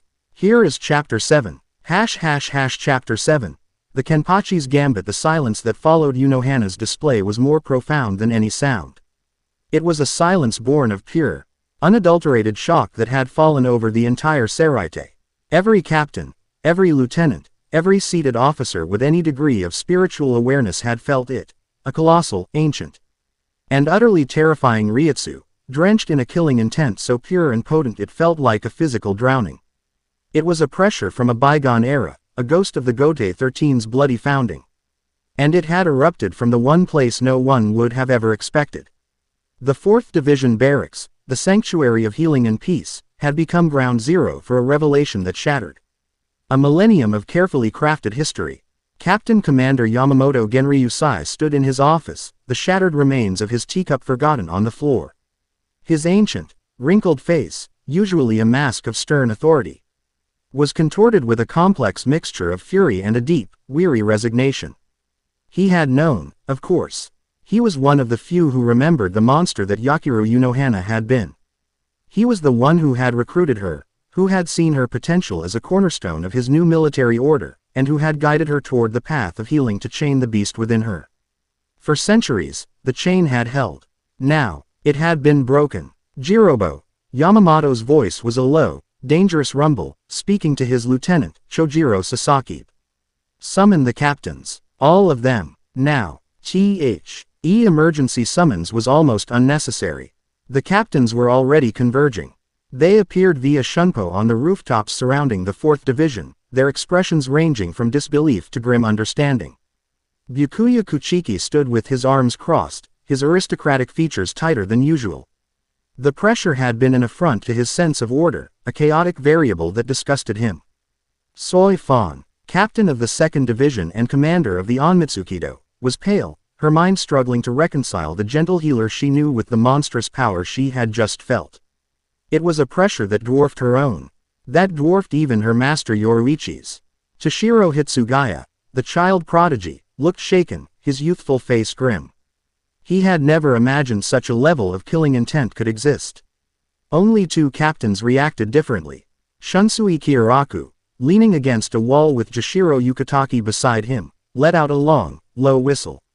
His lazy demeanor was gone, replaced by a sharp, assessing gaze. "Well now," he murmured to his old friend. "It seems the cat is not only out of the bag, it's a saber-toothed tiger and it's just eaten the bag for lunch." Yukitaki, his face pale and his breathing shallow from the sheer oppressive weight of the Ryutsu, could only nod in agreement.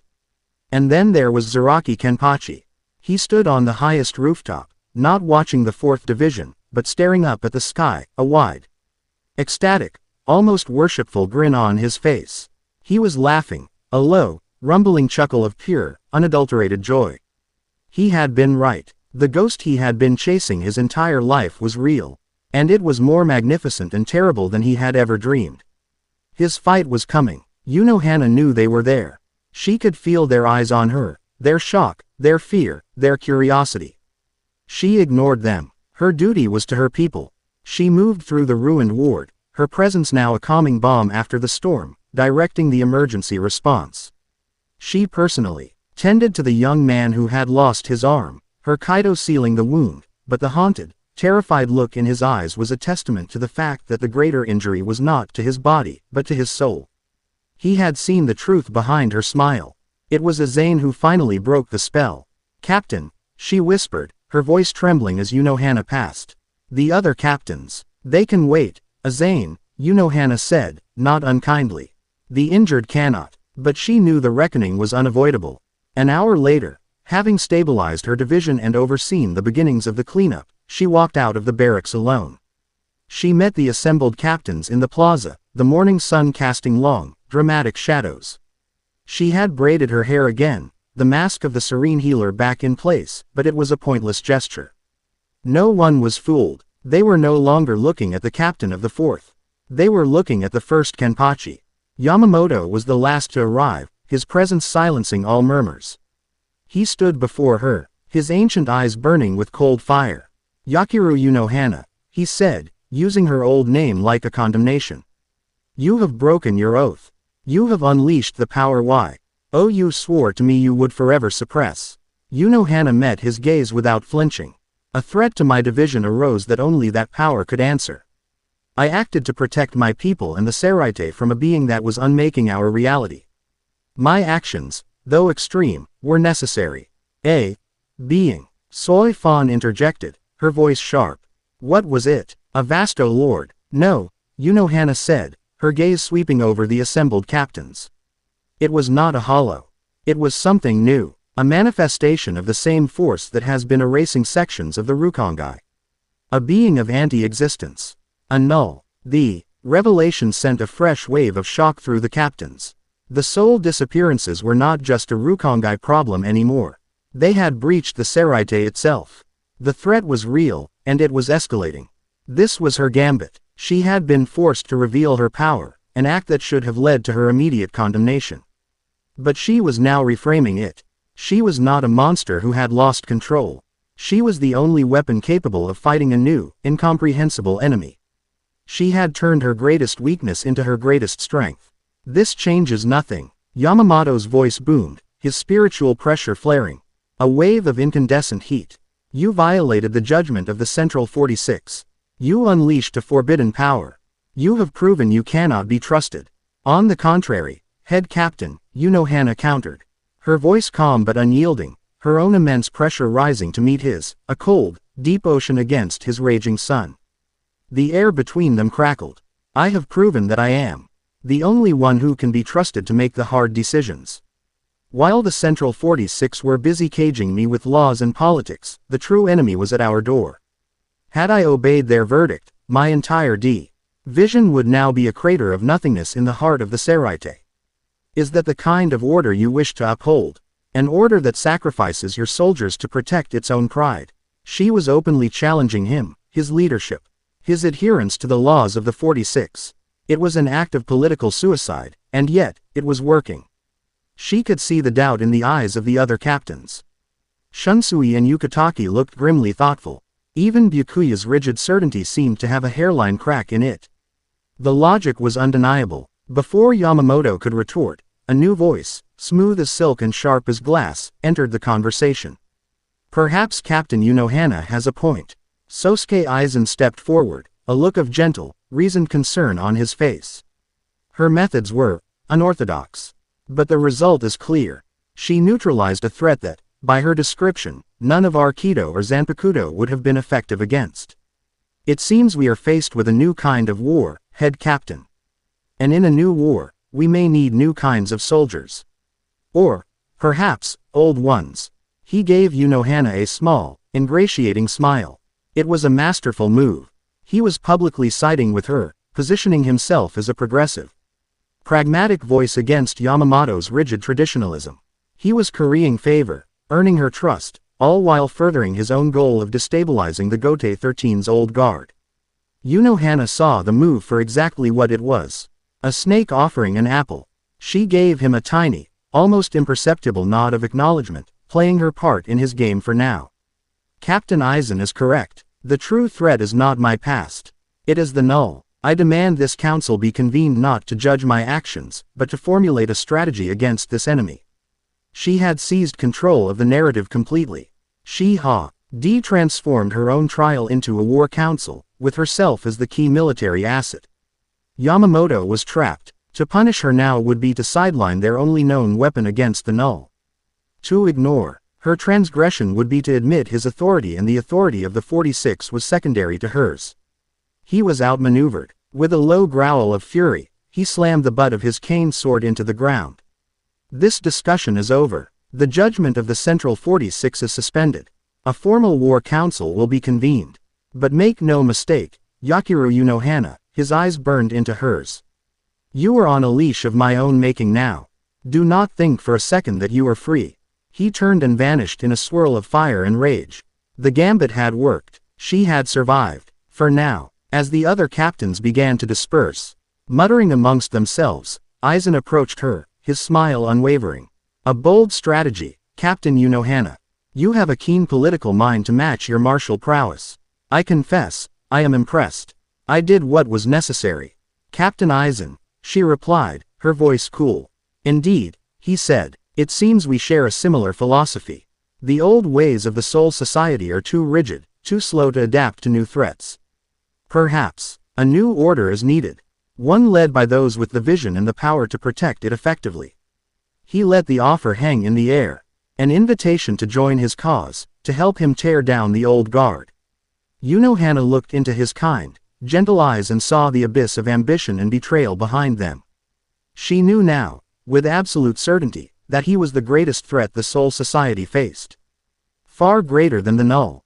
An interesting thought, Captain, she said, her voice a placid mask. I will give it the consideration it deserves. She turned and walked away, leaving him with a serene smile. The battle lines were being drawn, not just against the external threat, but within the Gote 13 itself. The forest floor was a ruin. The ground was scorched, shattered, and littered with the twitching black threads and severed limbs of the Akatsuki's immortal duo. Naruto stood over Kakuzu's dying form, his sword poised to deliver the final blow. It's over. As he spoke the words, a wave of dizziness washed over him. The world seemed to tilt on its axis. He felt a profound, spiritual nausea, a feeling of wrongness, that resonated deep in his soul. It was the echo of the null's attack in the Seraite, a ripple traveling along the strange, metaphysical bond he shared with Unohana. He didn't know what it was, but he knew it was connected to her. He felt her power, that colossal, blood-soaked Ryutsu, flare into existence across dimensions, and for a moment, it felt like she was standing right behind him. He felt her rage, her desperation, and her cold, lethal resolve. The distraction was only for a second, but a second was all it took. Kakuzu, in his final moments, was a cornered animal. With the last of his strength, he spat a final volley of black threads from his mouth. Not at Naruto, but at the dismembered, still screaming head of Hidan lying nearby. The threads wrapped around Hidan's head, and Kakuzu yanked it toward him. At the same time, a new figure appeared in a swirl of spatial distortion. A man with a swirling orange mask and a single dark eyehole. Toby, whoops, looks like the new guys are a bit out of their league, Toby said in his high-pitched, childish voice. He grabbed Kakuzu's falling body with one hand and the thread-bound head of Hidan with the other. Time to go. Thanks for the fun, Naruto-chan. Before Naruto could react, Toby and the remains of the Akatsuki duo swirled into the vortex and vanished, leaving behind only a silent, ruined forest. Naruto stood there, his sword still raised, his mind reeling. From the psychic echo and the enemy's sudden escape, he had failed. He had won the battle, but he had failed to eliminate the threat. They had escaped, and they would report back. They now knew the nature of his power, if not its source. They would adapt. They would send someone stronger. He sheathed his sword, a cold frustration settling in his gut. His overwhelming power had made him arrogant. He had played with his opponents, dissecting them instead of destroying them, and that moment of hubris had allowed them to escape. It was a rookie mistake. A lesson learned. He turned his attention back to the feeling, the echo of Unohana. It had receded, but the memory of it was seared into his soul. That incredible, terrifying power. It was the monster she had told him about. The first Kenpachi, and she had been forced to unleash it. He knew, with an instinct that transcended logic, that she was in trouble. Danzo Shimura stood in his underground bunker, listening to the report from his root operative. The same one who had delivered the message to Naruto. The target, Uzumaki, engaged 2 Akatsuki members. Identities confirmed as Kakuzu and Hidan. The battle was brief, the operative reported. His voice tinged with something that might have been awe. Uzumaki disabled Hidan non-lethally and then systematically destroyed all 4 of Kakuzu's elemental hearts. He used no recognizable ninjutsu. Only pure swordsmanship and a wind-natured enhancement on his blade. His victory was absolute until a third party with a space-time ninjutsu intervened and extracted the Akatsuki members. Danzo was silent for a long time. His one visible eye closed. The results of his test were more extreme than he could have imagined. Naruto hadn't just fought the Akatsuki, he had dismantled one of their most powerful teams with casual ease. The power he possessed was not just cage level. It was something beyond their scale. This changed everything. Naruto was not a weapon that could be pointed. He was not a beast that could be caged. He was a strategic paradigm shift. A force of nature that could single-handedly alter the balance of power between the great nations. And he was not under Danzo's control. This was the greatest threat to Danzo's vision for Konoha. A village unified under a single, iron will. His will, Naruto, with his independent power and unpredictable loyalties, was the antithesis of that vision. The test was a success, Danzo said finally, his voice a dry rasp. We have a measure of his capabilities. But he is too powerful. Too independent. He cannot be allowed to operate outside the village's command structure. He opened his eye, a cold, hard resolve within it. If he cannot be controlled, he must be isolated. Or removed. He turned to his most trusted operative, Yamanaka. Your clan's jutsu.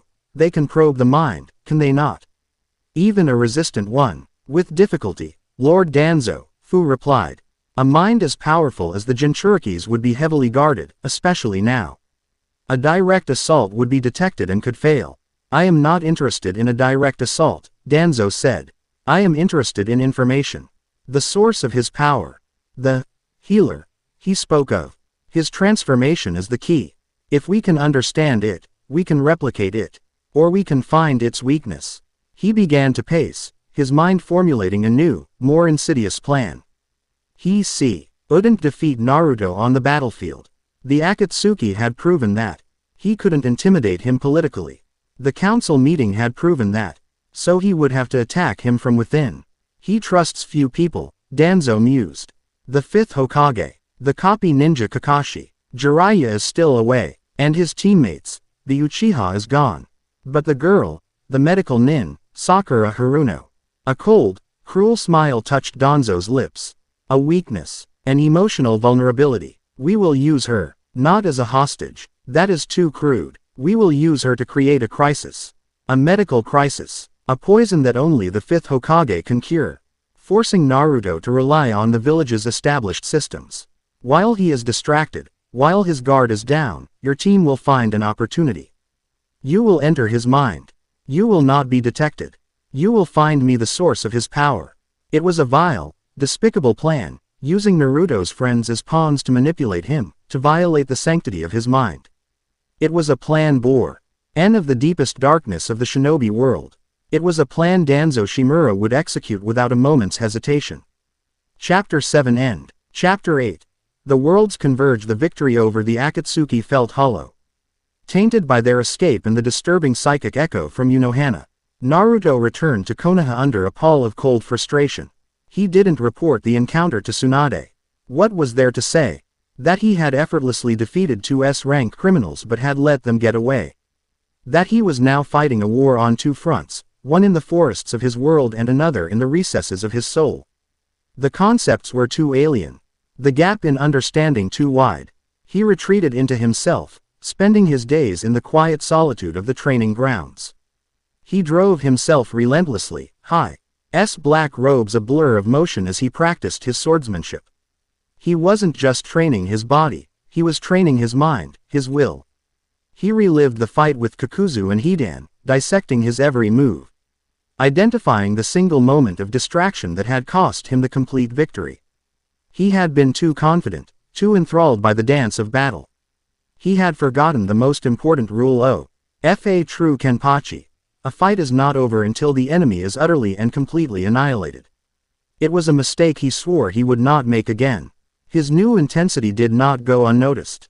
Kakashi watched him from a distance, a deep worry creasing his brow.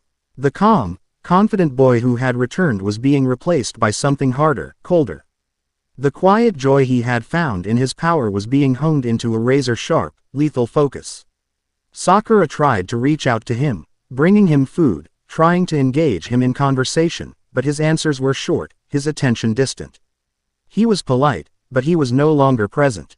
He was a man listening for a sound no one else could hear, the next footstep of the enemy, the next psychic ripple from a world away. This growing isolation was exactly the opening Danzo had been waiting for. The plan was set in motion with insidious subtlety. It began with a gift. A rare, beautiful potted orchid delivered to Sakura at the hospital, with a simple card, for Konoha's most promising medical nin. There was no name. Sakura, flattered and flustered, assumed it was from a grateful patient and placed it in her small office. The orchid was a masterpiece of Root's ingenuity. It was not overtly poisonous. Instead, it released a slow, steady stream of a modified chakra-disrupting agent into the air. Odorless, colorless, and designed to be absorbed through respiration over several days. It didn't attack the body, it attacked the chakra network itself, causing a slow, creeping paralysis that mimicked a rare, degenerative neurological disorder. 3 days after the orchid arrived, Sakura collapsed during a difficult surgical procedure. The news hit Naruto like a physical blow. He abandoned his training and rushed to the hospital, his usual calm shattered by a visceral, cold dread. He found her in a private room, lying deathly still, her breathing shallow.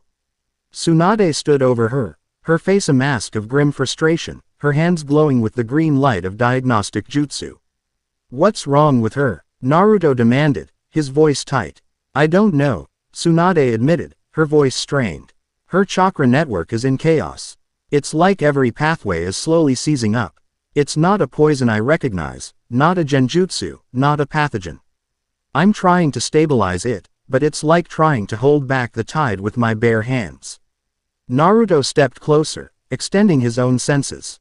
He could feel it. Sakura's bright, vibrant chakra signature was flickering, sputtering like a dying flame, being choked by a foreign, parasitic energy that was insidiously woven into her own system. He felt a surge of helpless rage. He could cut down mountains with his sword, but he was powerless to help her. This was a battle he couldn't fight. "You're the best medical nin in the world," Naruto said, a desperate edge to his voice. "There has to be something you can do." "I'm working on it," Tsunade snapped, her own stress boiling over. "But I need time. Time to analyze the agent, to synthesize an antidote. And she may not have that much time." Naruto stood vigil by Sakura's bedside for hours, the hum of the hospital a maddening background noise. He was a caged tiger, his immense power useless. This was Danzo's attack. He knew it instinctively. It was too precise, too cruel. A direct assault on his emotional anchor, designed to throw him off balance, to make him desperate. And it was working. As night fell, his senses, already on high alert, picked up something else. 3 faint, almost undetectable chakra signatures, moving like ghosts through the hospital's ventilation shafts. Root, Fu Yamanaka's team. They were coming for him now, while he was distracted, while his guard was down. A cold, predatory calm descended over Naruto, extinguishing his frantic worry. They thought him a cornered animal. They had forgotten he was a hunter. He closed his eyes, feigning exhaustion, and slumped into a chair, letting his head rest against the wall. He slowed his breathing, regulated his chakra flow to mimic a state of near sleep. He waited. He felt them enter his mind. It was not a clumsy physical intrusion, but a delicate, psychic probing, like spiders spinning a web. They were good. They were almost invisible. But his new senses, honed in the soul society and sharpened by the Kenpachi's instincts, were not limited to chakra. He could feel the alien pressure of their consciousness. A faint but distinct presence in the landscape of his mind. They bypassed the outer layers of his consciousness, the memories of his childhood, his training, his fight with Sasuke. They were looking for the blank spot. The month he was gone. They were looking for the source. Naruto let them go deeper. He let them see the flashes of memory he had curated for them, the tearing of reality, the pain. The sterile white room of the 4th Division. He let them see the face of a gentle, smiling woman with a long black braid. The healer. He felt their collective psychic lean in, their focused curiosity. They had found what they were looking for, and in that moment of focused intent, they dropped their guard just a fraction. It was all the opening he needed. He didn't counter with a jutsu. He didn't erect a mental wall. He did something far more brutal. He unleashed his spiritual pressure inside his own mind. For Fu and his team, floating in the psychic ether of Naruto's consciousness. It was as if the sun had suddenly appeared inside the room with them. A tidal wave of pure, unadulterated power, the fusion of Jinchuriki, demon, and Kenpachi, slammed into their psychic forms. It was not an attack. It was an annihilation. They didn't even have time to scream. Their consciousness, so delicately extended into his mind, was vaporized. In the ventilation shaft 3 floors down, the physical bodies of the 3 root operatives went rigid. Blood poured from their eyes, ears, and noses. Their minds, the vessels of their consciousness, had been utterly and completely erased. They were nothing more than empty, breathing shells. Naruto's eyes snapped open, a cold, blue fire burning in them. He stood up, his rage now a focused, weaponized thing. He had been played, and he was done playing. He turned to leave the room, to go and tear Danzo's fortress apart from the inside out. But as his hand touched the door, the world ended. It started as a tremor. Not in the ground, but in the air itself. A low, resonant hum that vibrated in the bones and teeth. The lights in the hospital flickered and died. Outside, a collective gasp rose from the streets of Konoha as every person in the village felt it simultaneously. A profound, sickening lurch, as if the entire world had just dropped a few feet. Then came the sky. The deep, familiar blue of the night began to shimmer, to distort. Like a reflection in a disturbed pool of water. A hairline crack, a line of pure, silent black, appeared directly overhead, stretching from horizon to horizon. In the Soul Society, the same thing was happening. The serene, moonlit sky of the Seraite fractured, a mirror image of the crack appearing over Konoha. The barrier between worlds, weakened by Naruto's passage, strained by the growing power of the null. And now hammered by countless, smaller incursions, was finally shattering. It did not shatter in one place. It shattered everywhere. Rifts tore open across the globe. In the deserts of the Land of Wind, a jagged tear in the sky opened, and bewildered Sunagaku shinobi found themselves staring at the endless white sands of Hueco Mundo. In the misty forests of Kurigakure, a portal shimmered into existence, revealing the lush, overgrown forests of the Manos Grande. Shinobi and soul reapers, humans and souls, were suddenly, violently, face to face. Chaos erupted, panic, confusion, and then, inevitably, conflict. But the main event, the epicenter of the dimensional collapse, was where the original wound had been inflicted. A colossal, swirling vortex of energy tore open in the sky directly between the Hokage monument in Konoha and the central tower of the Seraite. The two locations, separated by dimensions, were now visually, physically connected. Through the swirling portal, Naruto could see the impossible architecture of the Gote 13's citadel. In the Seraite, the captains looked through the rift and saw the stunned, terrified faces of the Konoha villagers gazing up at them. And from the rift, they began to pour. They were the Null's army. Not the simple, mindless creatures from before, but a grotesque fusion of both worlds' horrors. Creatures that looked like hollows but were armored in shifting plates of what looked like hardened chakra. Misshapen beasts that could fire seros but also spit elemental ninjutsu. They were the children of two realities. Abominations born of the dimensional friction, and they flooded into both Konoha and the Seraite with a singular, silent purpose, to erase everything. In Konoha, the attack was immediate and devastating. The shinobi, still reeling from the sky-shattering event, were unprepared for an enemy that didn't use conventional tactics. A Jonin threw a fireball jutsu at one of the creatures, only to see the flames dissipate a foot from its body, its chakra simply nullified. An Anbu team tried to trap a beast in a genjutsu, but the creature had no mind to ensnare, only a void of anti-existence. In the Seraite, the Soul Reapers fared little better. Their Kido spells fizzled out. Their Shikai releases seemed to have no effect. These creatures were immune to the fundamental laws of both their fighting styles. Yamamoto roared, releasing his Shikai, the flames of Ryujin Jaka turning the night sky to day as he incinerated dozens of the creatures in a single sweep. But more poured from the rift. In Konoha, Tsunade, having ordered Sakura's evacuation, summoned Katsuyu, her giant slug, to protect the civilians, but even Katsuyu's acid had a muted effect. This was not a battle. This was an extermination. Naruto stood frozen at the hospital window, watching the chaos unfold. He saw his village being torn apart. He saw creatures of nightmare descending on the people he was sworn to protect. He felt a rage so pure and so profound it threatened to consume him. And then he saw her. Through the massive, swirling rift that connected the two worlds, he saw a figure standing on the highest tower of the Seraite.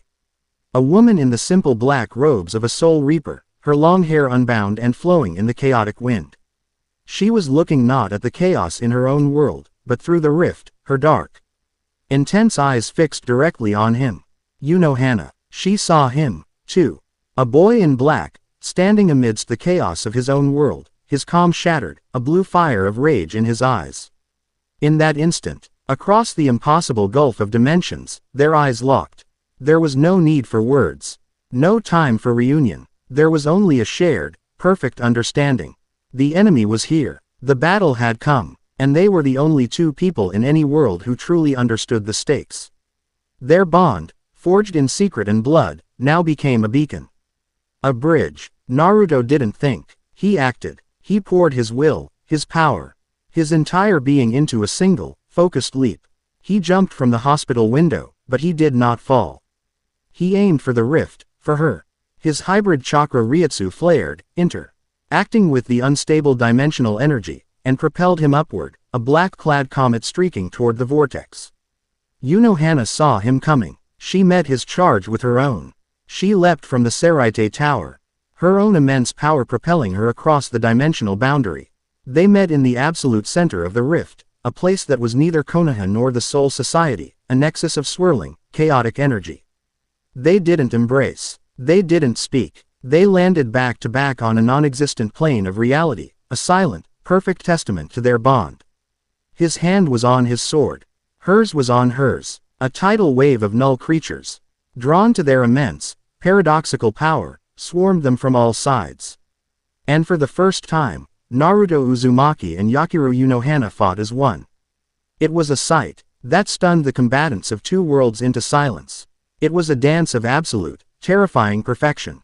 Naruto was the storm. He unleashed his power without restraint, his blade a continuous arc of destruction.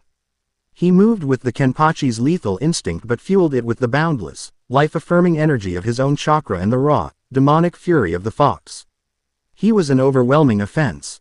A tidal wave of force that shattered the creatures, nullifying defenses through sheer, indomitable will. His sword didn't just cut, it erased them. Unohana was the calm at the center of the storm. Her movements were economical, precise, her blade a silver scalpel that dissected every enemy that slipped past Naruto's ferocious assault. Where he was a hammer, she was a rapier.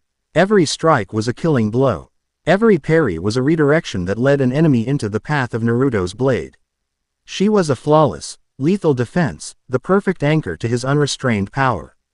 Their spiritual pressures, his a paradoxical fusion of life and rage, hers a deep, cold ocean of killing intent, did not clash. They harmonized. They wrapped around each other, creating a combined aura that was greater than the sum of its parts. It was a terrifying symphony of power, a perfect union of two opposing, yet complementary, philosophies of combat. Below, in Konoha, Kakashi watched, his single Sharingan wide with awe and disbelief. "My God," he whispered. In the Seraite, Zaraki Kenpachi gripped the hilt of his sword, trembling not with fear, but with an agonizing, ecstatic envy. "So that's it," he breathed. "That's what it looks like. When two of you fight together." They moved as one soul in two bodies, a seamless whirlwind of black cloth and flashing steel. In the midst of this maelstrom of violence, surrounded by the shrieking chaos of a dying universe, they found their own perfect, quiet center. Naruto blocked a crushing blow from a massive, hulking beast, the impact jarring him. Before he could counter, Unohana was there, her blade flashing under his arm and severing the creature's head from its body. "You're overextending," she said, her voice calm and even amidst the roar of battle, as if they were back in the dojo. Just getting warmed up, he shot back, a grin, a real one, spreading across his face. He spun, his blade cleaving through 3 smaller creatures trying to flank her. Try to keep up, old woman. A genuine, startlingly beautiful laugh escaped her lips, a sound of pure, unadulterated joy. Watch your tongue, boy, or I'll heal you to death when this is over. In that exchange, in that perfect, bloody harmony, a truth was confessed that no words could ever capture. It was not a love of whispered promises and gentle caresses. It was a love born of ringing steel, shared bloodlust, and the absolute, perfect trust of 2 apex predators who had finally found their equal. They were home. Chapter 8 End.